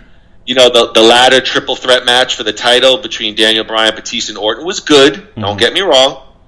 But it was Bryan versus a ridiculously fit Triple H that opening match stole the show. We watched it in my apartment in Florida. This was the high point for Daniel Bryan in the WWE. We know that he had medical concerns and left for, I think, over 3 years. I enjoyed him as his run as SmackDown GM, his feud with The Miz. I even enjoyed his obnoxious, eco-friendly, millennial hipster return. But no doubt, the Yes Movement was the summit for Daniel Bryan. So that's my number 5, the Yes Movement. Yes, it's not on my it's on my secondary list, but not on my top 10. But I have to give you props for that. That was great television, and it really, if you look at it from a crowd perspective, I haven't seen a crowd response like that consistently in a very, very long time. He had those crowds in the palm of his hand, and when that happens, you can't ask for anything more than that. So that puts it right where it should be. I think on your list. I just, these other ones just had more meaning for me, but that takes nothing away from what you say. And I'm still upset that they abandoned the eco-friendly thing. I was loving that. I agree too. I agree. And that's what they do. They don't stick with stuff. Would you say that was really the first time in sort of what the last maybe 10 years where you saw the fans kind of impose their will like that? I mean, that's the interesting thing to me, is maybe not necessarily the storyline, but they hijacked the show and they forced the WWE to really cut bait and go with a different storyline going into WrestleMania. Yeah, they did, and that alone justifies its place on your list. So good pick. So all right, we'll move along. All right, brother. Let me hear my number 5. My number 5 is the immortal Hulk Hogan and Sergeant Slaughter, the Iraqi traitor. The whole build-up to during the Iraq War, it was firing on all cylinders. Sergeant Slaughter had always, even though he'd been kind of a face and a heel over his career, this one really took it to the next level because we were at war with Iraq, and they had major balls to turn him into an Iraqi sympathizer. And of course, that was a perfect match for the real American Hulk Hogan. And it had everybody. It tapped into everybody's feelings, I think, because in a very patriotic time, here was a guy going on national television, an American, a Marine.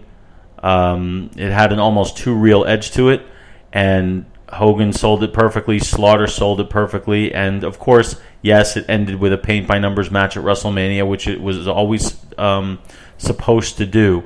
But maybe the shock value of the angle I remember it making me angry, like not angry that they're doing it, but Slaughter making me angry, and then hoping Hogan would beat the crap out of him. And that's a young and naive way to look at things. But I was young and naive at the time. Now I'm old and naive. It's the same thing. But ain't that the truth? But that was, to me, that was one of the best ever. I can't overstate the brilliance of that whole thing and the balls that it took to do that. Now you don't like it. I could tell by the look. No, I don't. No, I think it. I mean, how do you put something in there that you feel is paint by numbers? Is a tough pill for me to swallow. I don't think it was. It was I don't consider this decision courageous. Now, today I would consider it courageous, but I think back then it's just what the WWF did, which was very general, stereotypical sort of, hey, we're at war, so let's make somebody part of the bad guy team, and we'll take our All-American face and match him up. I don't think there was really anything unique about it. I think it was even a downtime in the WWF's popularity. I think this was sort of towards the end of Hulk Hogan's major first run. There were some rumors that this was supposed to take place in an outdoor, like LA Coliseum, and they moved it to an arena for safety, quote unquote, for security concerns. But I've also read otherwise, that it was because of lack of ticket sales. The match I remember being okay. Sergeant Slaughter is a very credible performer. You're not going to hear any complaints from me that way, but I wouldn't consider this anything unique in terms of... We saw that before. We've seen the Iron Sheik. We've seen Nikolai Volkov. We've seen the anti-American. We've seen the flag-waving USA guy.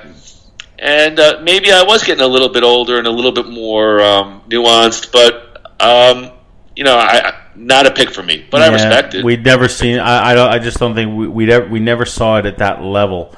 With Sheik and Volkov, it was always kind of a joke with the national anthem, with all that stuff, with Blassie there. It was comedic seeing like Classy Freddie Blassie in the turban and standing like, to me there was nothing really comedic about this really this capitalized on a real life situation that was in real time.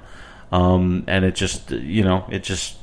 it was great. And when I say paint by numbers, I mean that by the match, okay? But that's what we wanted. That's what the fans wanted. The fans wanted, Slaughter to have him in the camel clutch, and then for him to power out and do the whole thing and the leg drop and 1, 2, 3. That's what everybody wanted at the time, including me. So, when I say paint by numbers, it sort of means in a good way, because that's what we were asking for. And then, when fans stopped asking for it, that's when it disappeared. Right? Speak for yourself. I was a fan of Nord the Barbarian, so I liked bad guys back in... Huss. But, I mean... I see your point, though. I do. I just don't... Never broached my mind. I think it's an interesting time period of the WWF, because I believe it was towards the end of that incredible run in the 80s. You just get a sense that times are, looking back on it now, obviously, you're getting a sense that times are changing, and Hulk Hogan's magical run with the WWF is hitting a limit. Not for me, but hey, listen, this is why we have the list. Yeah. All right, so now we are finally, after 5.5, 6 hours, we are headed into our top 4. And we'll start with Evan Moody's number 4 pick, which is going to be... My number 4 is CM Punk, the Pipe Bomb, or the last time I was truly excited in the modern WWE. The Pipe Bomb. We know that it was June 27th, 2011, a day in infamy. The Green Bay Packers took on the Chicago Bears. We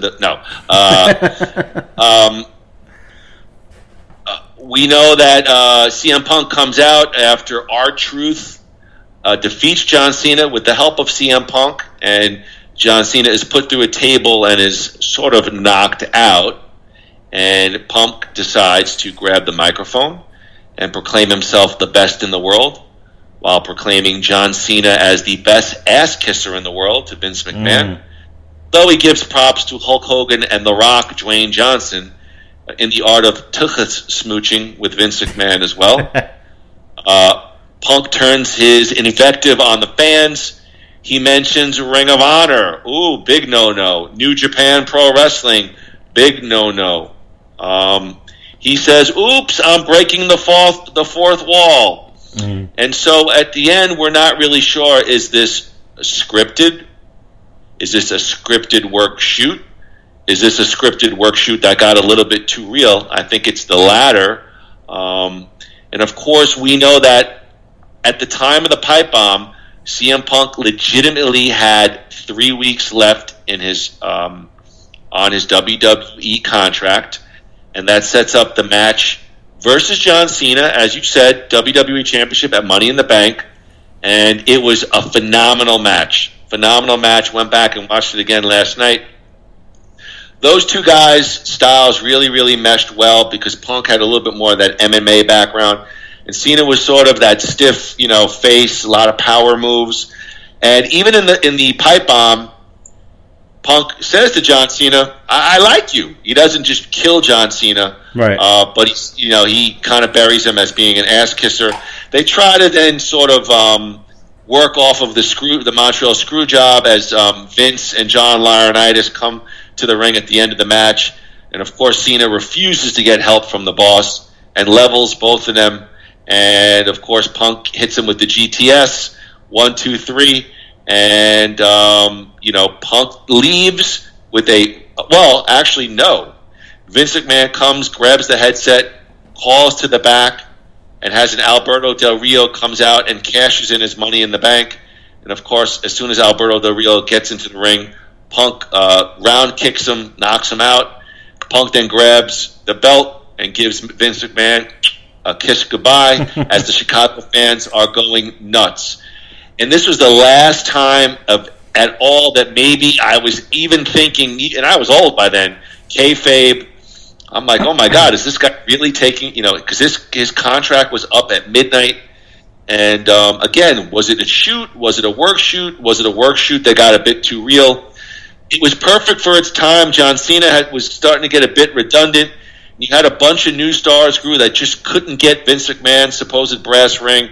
Jack Swagger, Sheamus, Alberto Del Rio, Dolph Ziggler, they just weren't drawing.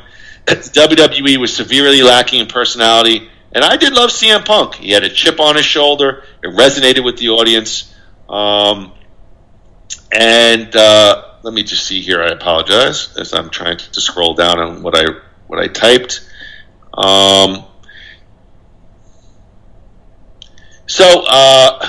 There's no question that when I look back at CM Punk's career, this was probably the pinnacle. And Andrew, will he come back to the WWE? Won't he? Do I care? Not really that much anymore, but that's a question for another time. But the summer of Punk and the pipe bomb, for me, was the last real cool, edgy moment on WWE television. I don't know if it's the last cool, edgy moment. I'd have to review the last few years, but that was amazing stuff. Absolutely. There's really. Well, does anything cooler come to your mind? Because if it doesn't, then you're going to have to accept it as fact. I accept everything you say as fact. I'll write it. We'll do it live. I'm just, no, not really. I mean, that was a true. I rewatched it a couple days ago, and I was like, shit, this was heavy stuff. And I don't remember really ever feeling like that about anything since. So I will. That's a great pick. It's not on my top 10, but it's just outside, which is a big deal for me because that's like within the last 10 years. So, and that is a big deal for you. It is a big deal for me. So, yes, that was great stuff. And I wonder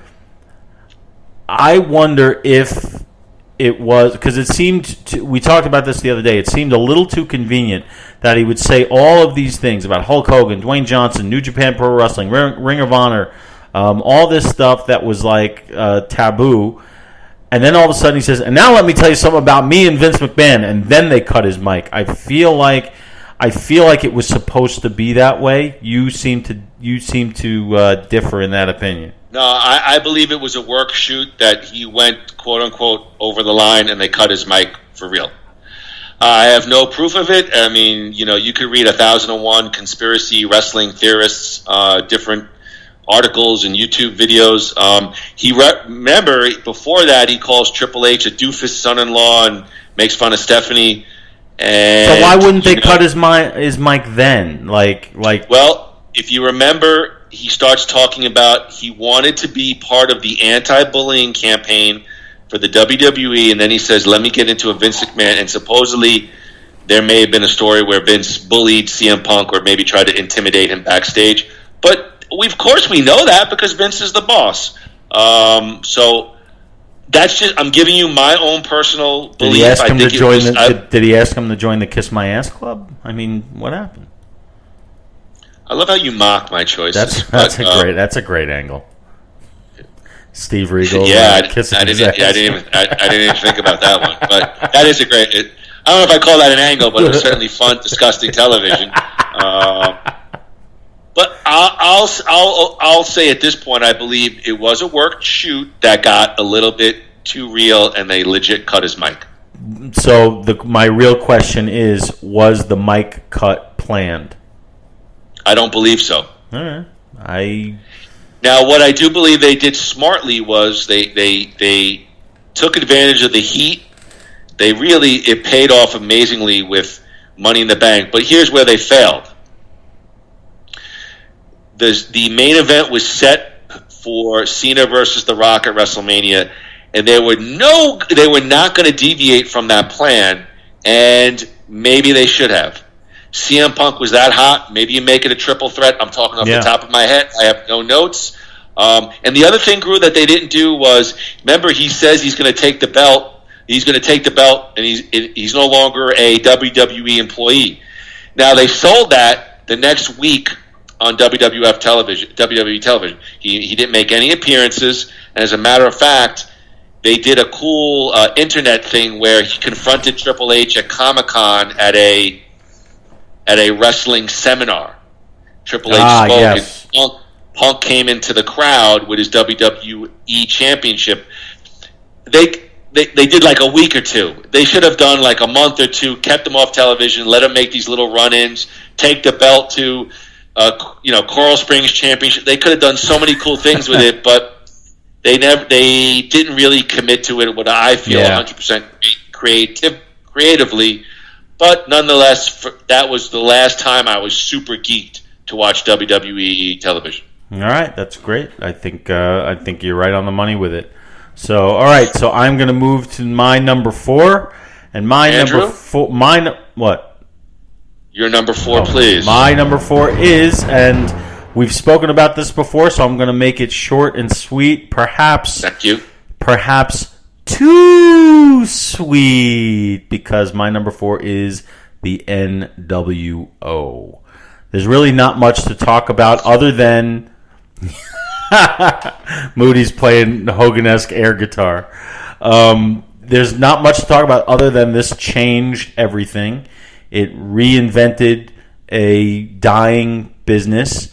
It brought the best out of both companies, WCW and WWE, or F at the time. It just, obviously it fizzled out in a major way. But what it did in the beginning, at least for a year, it really was the thing that, and I know you and I have spoken about this, it was the thing that made us really tune into both shows. Without that NWO, I wasn't really watching, even though I was a huge Hulk Hogan fan. Even when Hogan went over to WCW and he was still with the yellow and red, I wasn't watching. You know why? Because it wasn't WWF Hulk Hogan. All right, but the NWO brought me over, and that you just can't give that whole thing enough praise. With Scott Hall and Kevin Nash playing on real life situations and setting up what they set up, like they literally, I think, had us believing that Hall and Nash were sent by Vince McMahon to take down WCW. I mean, it's fucking brilliant. So, yes, the NWO is my number 4. I don't have to get on a long-winded thing. There are a million reasons. I agree with everything you said. I also agree with... I never bought into Hogan, Ric Flair, WCW. It was like its expiration date already in my mind. I mean, I put it on casually, but no, I never was vested in it. They killed it. I just want to interrupt you for a second because they killed it right out of the gate. Hogan's first match in WCW, he beats Ric Flair for the title. Then it was over. You know what I'm saying? Do you agree? I just didn't care. Right. Well, okay, that too. But even if you did, that's like, all right. Well, we blew our wad with that. Like that's the way I would have felt. I didn't even notice because I was not a WCW fan. Wad. Huge. I think based on what you said too, that whole thing really made Scott Hall and Kevin Nash just major money players in pro wrestling. When I think of NWO, I think of those two guys actually more than Hulk Hogan, and that's what I'll say about that. Did it save the wrestling business? It's a damn. If it didn't, it's 1A or number 2. I mean, I have a shit ton of respect for the NWO storyline and angle. It was really brilliant stuff. All right, good. All right, so now I'm going to throw it over to Evan for Evan's number 3. We are finally at long last at number 3. So Evan, please, your number 3rd pick. By the way, after we're done here, we're not getting into our bubbles. I mean, we'll be here forever. We'll talk our bubbles another time. What do you mean our bubbles? We talked about the ones that didn't make our list. We'll save that for our favorite. We'll just read them off. We'll just read them off. We won't even talk about them. All right. So that was not. I went out of transition. Give me a countdown again. Number 3 on Evan Moody's list is, of course. These were locks for me, Andrew. You might be surprised, but my number 3 is Hogan versus Andre, my first dream match. Ah, good one. And, here's what I wrote. It's pretty quick. Simply put, for the first time as a young wrestling fan, I got a chance to see my dream matchup. A matchup of 2 legends who paths finally intersected in the WWF. One on the way up, Hulk Hogan, and of course one sadly on the way down, Andre the Giant. We know the story all so well. I'm not going to go through it. Piper's Pit, that sort of secondary storyline built into Hogan Andre. Hogan gets, I believe, a trophy for being the world champion for X number of years, and then Andre the next week gets a much smaller trophy for being undefeated. Though we know that Andre had been beat before, but the WWF did a good job selective by Hogan. Okay, but my point being the WWF still does a good job of selective history. And of course the seeds of discontent are sown, and then of course Andre comes out the next week on Piper's Pit with Bobby the Brain Heenan, and we knew the fix is in. Heenan accused Hogan of being Andre's friend only so that he would not have to defend the WWF World Heavyweight Champion. Of course, Hogan disputes this, and we get the WWF Heavyweight Championship at WrestleMania. Of course, as I mentioned to you earlier, what really kicked it off for me, going back to the Piper's Pit, which I forgot, was the Roddy Piper, You're Bleeding. That's when I was sold on it. And of course, I love that these 2 mythical guys are finally tangling in the ring. And I was younger, and it just built up in this legendary status. When Roddy Piper, when you saw that droplet of blood perfectly placed on Hulk Hogan's tan, shaven chest, it was just amazing to me. The match, I'm not even going to say it was paint by numbers. I don't consider it a great match. I consider it very good, not great, ring psychology and drama. Of course, the body slam that happened all over the world. And as I wrote, here's what I wrote. A great match, no, but it was a great build-up to a young Evan Moody's first dream match. My number 3, and this was my top 3 were locks. My number 3, Hogan versus Andre, what I consider to be my first ever dream matchup. Well, you said it all. I mean, it is one of the best things that they've ever done. I remember actually almost coming to tears when Andre turned on Hogan. Remember, I was younger. I'm glad. I'm appreciating your passion for it. I mean, I wasn't crying, but I was there too. That's when it was still real to me, damn it. But yeah, this was, look, Hogan was all of our hero. I don't even know how to say that, but he was a hero to all of us. And to see this brought professional wrestling into the mainstream, I think, finally, where McMahon really wanted it to be. And the results are from WrestleMania 3. 93,000 people inside the Pontiac Silverdome. I mean, that's ridiculous. I don't think they could do that today. And it was pure. And what you said about the match is spot on. It's not a great wrestling match. It's a great professional wrestling match.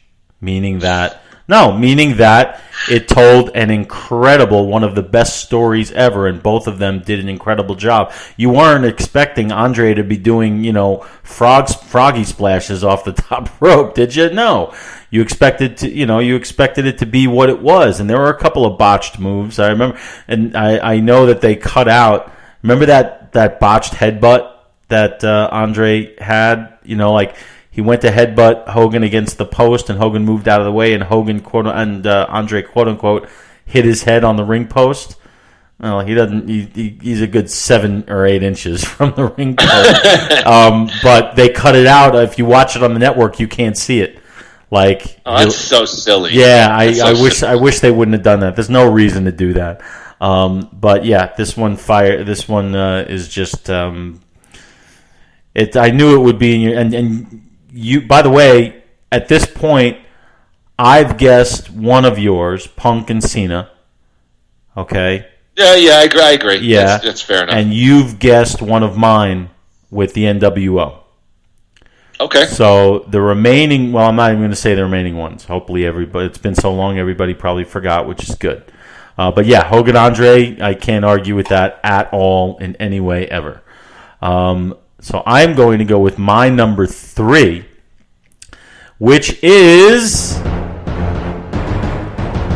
the Immortal Hulk Hogan and one Rowdy Roddy Piper. That is my number 3. That is my number 3. These guys basically had a 25-year feud, and when it got to WCW, it kind of fizzled because neither of them could do more. Piper just couldn't do, and I love Piper, but he just couldn't do what Hogan was still able to do. But in the beginning, it always seemed to come back to them. Piper and Hogan building up to the first WrestleMania with the war to settle the score, the Wrestling Classic, the stuff with Mr. T and the Rock and Wrestling. It was like if the WWF was a movie, the good guy was Hulk Hogan and the bad guy was Roddy Piper, and they drew money like nobody else, and it worked. Everything they did worked, and I give that credit to Piper. Even though I'm like the biggest Hogan mark, I give that credit to Piper because what he said later on in his career was true. If they weren't hating him so much, would they have loved Hulk Hogan so much? And I think Piper has a lot to do with the creation of Hulkamania, just like Vince McMahon does. And this feud, which carried on in so many different ways and types over the years, it stands the test of time. So Hulk Hogan, Roddy Piper, my number 3 feud in wrestling, or my number 3 story in the annals of wrestling. That selection is by far your best pick. Yeah, it's funny enough that didn't cross my mind, but I think that's a great pick. And I think a couple of things. You mentioned about WrestleMania 3 going into the mainstream.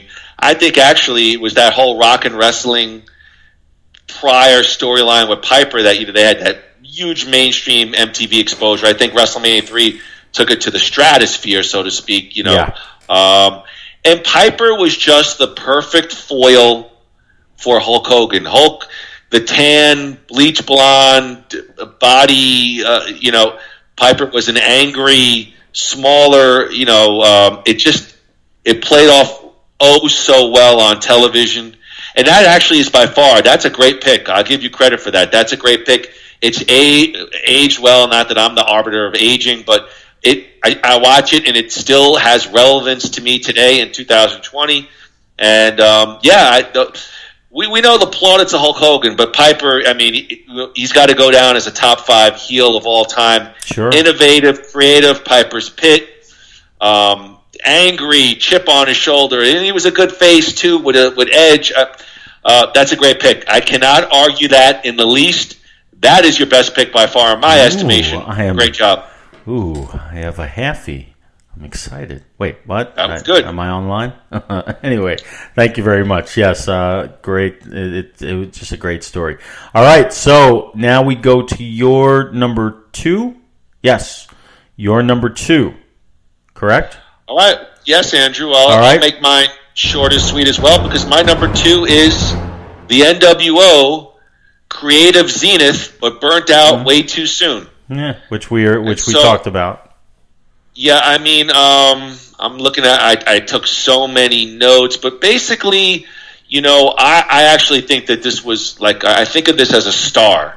It burned really brightly, and it burnt out really quickly because it burnt under the, I don't want to sound, but like the hubris. They after a while, what got me was Wolfpack, NWO A Squad, NWO B Squad, NWO C Squad, and constantly beating down on the WCW characters. It got old quick. Then you've got, of course, the finger poke of Doom, and they got back together. They broke up. B Squads, Wolfpack. It just overwhelmed the WCW product, and ultimately, most folks like me lost interest. And then, of course, the Attitude Era hit on the WWE, and basically, my television viewership went back to the WWE. And, we know that they brought the NWO back in, 2001 in the WWE, and that doesn't really count for me. But it was, for me, the most badass, white-hot crew of misfits running through WCW. It was wild for 1996, 97, even a tad edgy. And it just, when you watch it, you felt cool.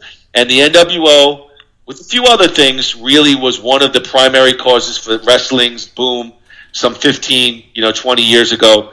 So I can't disagree with it. But my number 2 actually was, the NWO. Yeah, well, we agree on that. And that was not one of my picks for you. But now I know what your number 1 pick is. I'm so sure of it. But do you remember the LWO? And the OWN, yes, and the ICON. Well, the LWO was the Latino World Order, right. And what was the other? BWO was the Blue World Order. Yeah, then you had the OWN, the One Warrior Nation, even though there were 2 of them. Even the Warrior. We were part of the JWO, the Jewish World Order, with Shecky Gimmelstein and Stacy Karanovitz. Yes. Oh my God! Our valet was Natalie Portman. Great choice. I'm touching myself on the counter. We talked about the NWO. That was one of your picks for me. NWO is where it's at. Absolutely. So I'm going to go with my number 2 now. And I'm not going to say any more than this, other than the 2 words: Austin McMahon. That is my number 2. It captivated the wrestling world. It lasted a long time. It went in many different directions with some false or not so false partnerships, general managers, all these kinds of things. But basically, it ignited something in the fans. It was like sticking it to the man. And all of it could be traced back to like the Montreal Screwjob, really. But Austin just took the ball that McMahon gave him and made it. He's now on the Mount Rushmore because of this, and this was just and it still is. It's still, the memories are still fresh.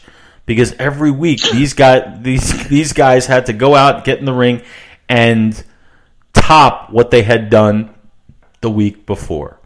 And who would have ever thought that you would turn on Monday Night Raw and see Austin in one corner, McMahon in the other, getting ready to fight, and you have like what's his name? You have Jerry Lawler in the on the thing going, "Here we go, baby! Here we go, baby!" You know, like, and I'm sitting. I remember I was sitting there like, "Yes, holy shit! I can't believe this is happening. This is gonna be the greatest thing ever." I feel like we were watching it together. I don't even remember what year it was. We probably did watch it. Yeah, probably in Florida. It was like '98. It was probably down here, or maybe a little earlier, but whatever.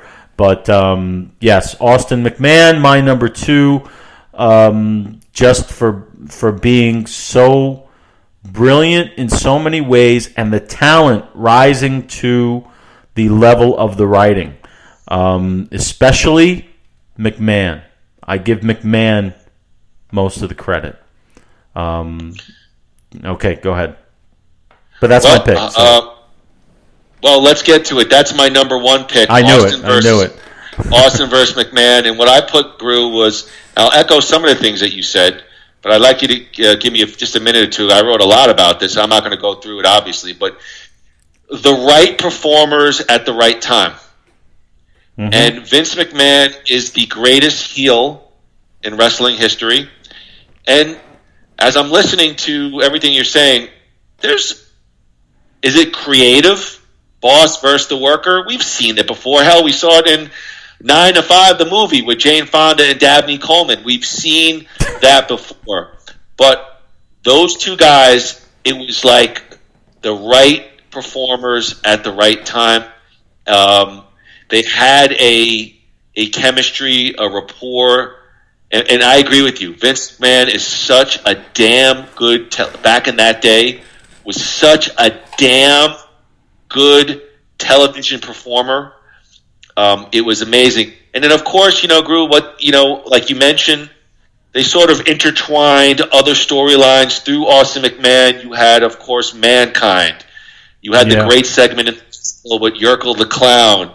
You had the amazing match. It is an amazing match at the St. Valentine's Day Massacre, where Vince takes that incredible bump off of the cage and it hits the table. And of course, they introduce Paul White, aka the Big Show, makes his debut for the WWF. And then finally, they sort of intertwine the corporate ministry with the Undertaker and Stephanie McMahon, and and it sort of tuckered out. It had some final moments during the failed Invasion storyline. And, of course, they had the puzzling Vince Stone Cold alignment at WrestleMania X7. And for all intents and purposes, the McMahon-Austin storyline was over.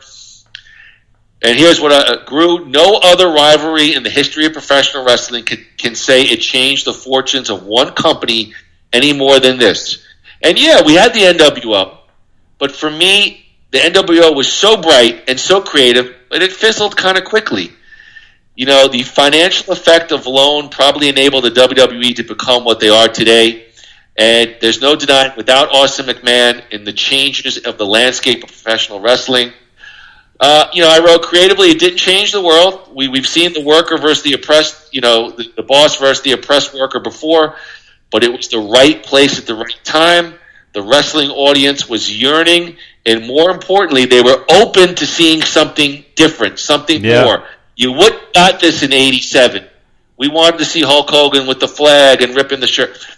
There was something really aggressive about the storyline, and these two performers delivered on a nightly basis for over 2 years.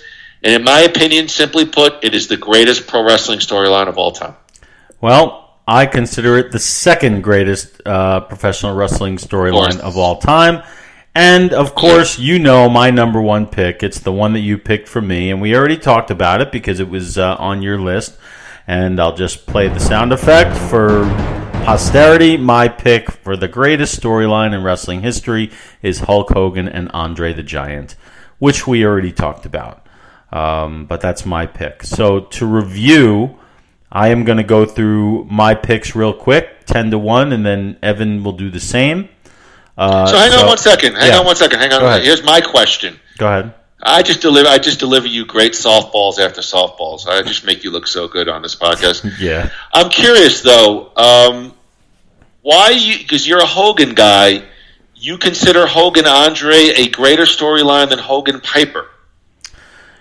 Yes, because it was so shocking. It was just at that age, it just you didn't see that. Like Andre was always the nice guy they always talked about. He's got the biggest heart of anybody. He loves the fans. He loves the kids. And to see him turn like that, not just on the fans, but on our hero, was just, it was ballsy, number one.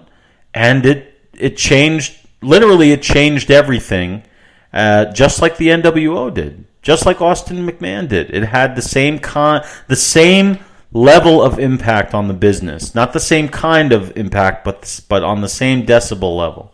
Hogan Piper was more drawn out over time, and they had great chemistry. Okay? They created magic together.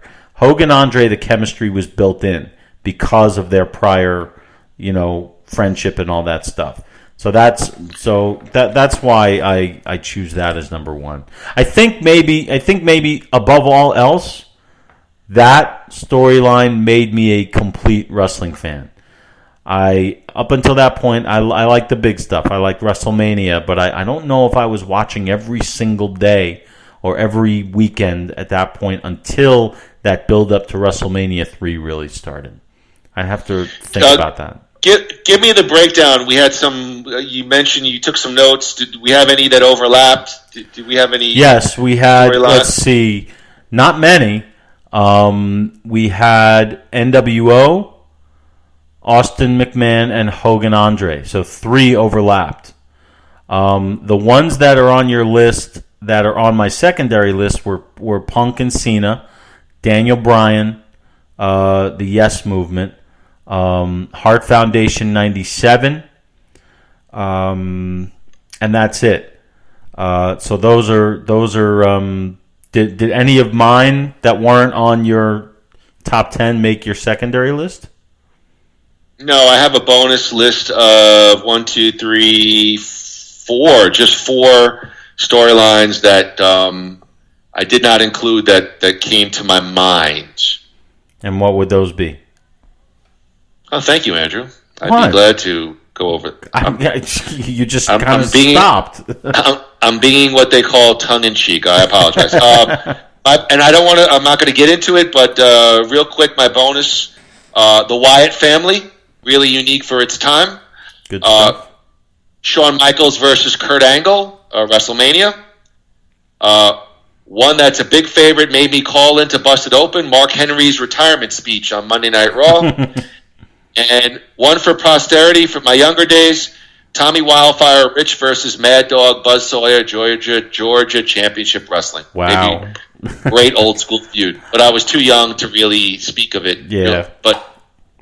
Well, I'll go through my entire list, just saying it, and then we're going to talk about what's coming up. So I've got Punk Cena. I've got Daniel Bryan Yes Movement. I've got Hulk Hogan versus the Heenan family. Because he was always just throwing another one of his guys at him. Heart Foundation 97, Hulk Hogan, Paul Orndorff, Ric Flair and Sting, The Rock and Austin, Jake the Snake and Randy Savage, Jake's heel turn with the snake at the wedding, that started there. Undertaker Kane, Bret Hart, Shawn Michaels, and my favorite one, and I know this will be yours too, Jerry Lawler and Andy Kaufman. Wow, that is a great choice. Yeah. But we don't want to. We don't. Go ahead. Your bonus were really, really good. The Kane Undertaker is very strong, because that really, you got 2 major characters for over the course of almost 2 decades. So That's a great list. Yeah. So, all right. Last quick question: did the lists, knowing me, knowing you, did it go sort of where you thought your interests lie and my interests lie as wrestling fans? Yes, yours is way more diverse. Yours is much more tailored to the wrestling business. You really covered a lot of different companies, because you are, dare I say it, you are a deeper wrestling fan than I am. It's hard to admit that, but I don't know. I don't know what it is. Maybe it's because you started earlier than me, but by the time I got started, it was already kind of like huge. You appreciate a lot of the smaller things. Me, it's got to be like hardcore, big time, stadium sized. So yeah, I mean, if you look at mine, they're all, let's see, every single one of them has been like a WrestleMania staple. But that's from, I'm mostly WWF, WWE. You, to your credit. Same thing though. No, but to your credit, you go back to Georgia Championship Wrestling, you go to NWA, you go to WCW, you went to TNA, which I've never even seen. So I give you credit for that as a wrestling fan. I actually tweeted to Conrad Thompson one time. I was bitching about something. I don't know what it was.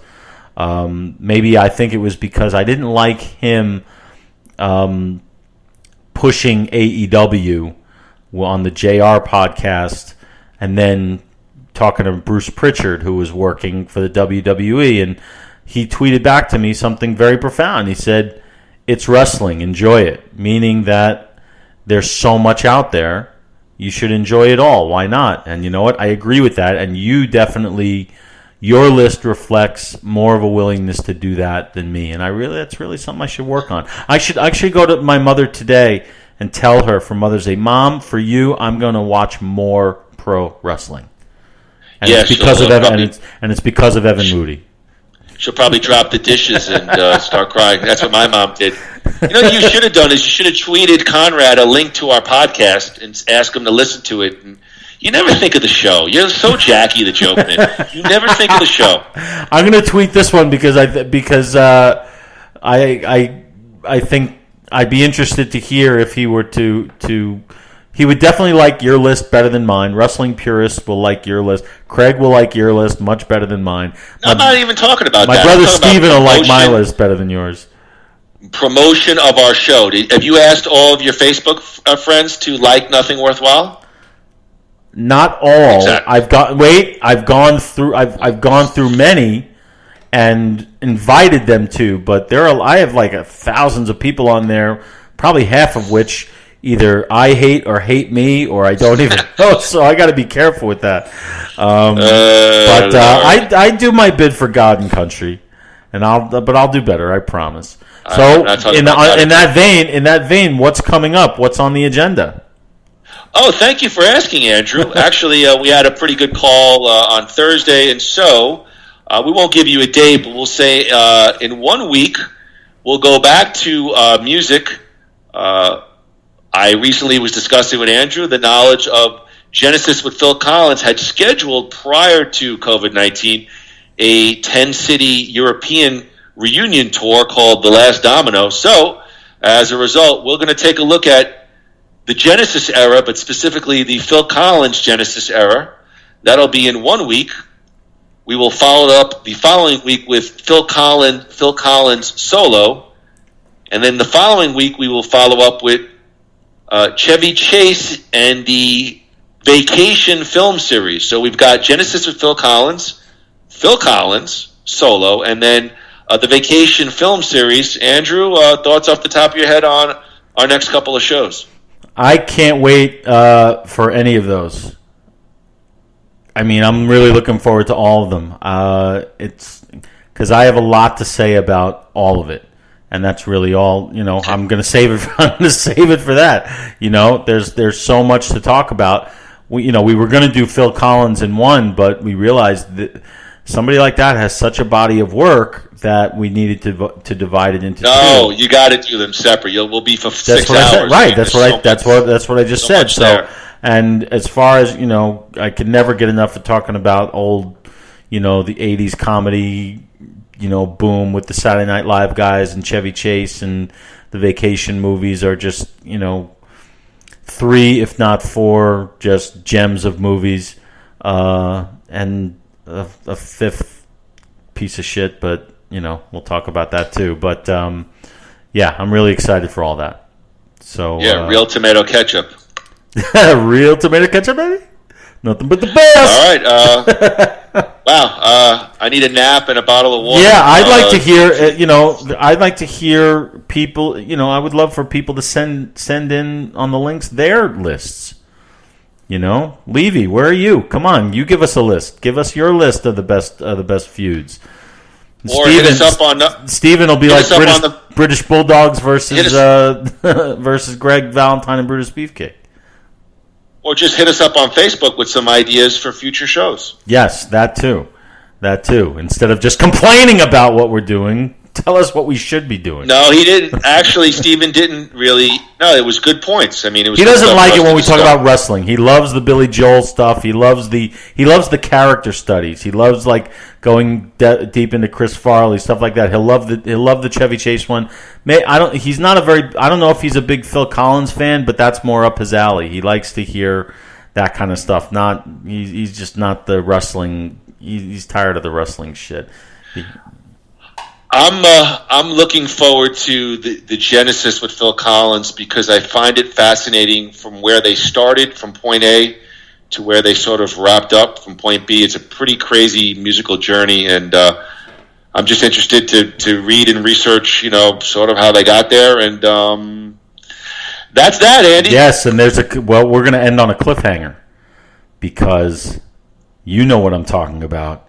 There is something having to do with Genesis and Phil Collins that we still have unfinished business, you and me. And next week, right here on this very podcast, we are going to finally hash it out after almost 30 years. Yeah, it's been 30 years. It's actually been 30 years. Yes, it has. You and me, brother. All right. So now... this was a good one. Yeah. I'm actually looking forward to hearing this back, and this was a good one. I enjoyed it. Yes. So as the familiar strains of Jane by Jefferson Starship take us out, we look forward to seeing or hearing, or actually, no, you'll be doing the hearing. We'll be doing the seeing. But we look forward to the next few, and we please leave us some feedback. Share it with your friends, All right, let's get the rip'em. Let's do the countdown. Okay, all right. It's always like on a 10-second. What are we in a rush? Where are we going? We're stuck inside forever. No, I'm saying when you do your countdown, our rip'ems are never in unison. Okay, so here we go. And with that, a 1, 2, 3. Rip 'em. Whack whack. Nothing worthwhile.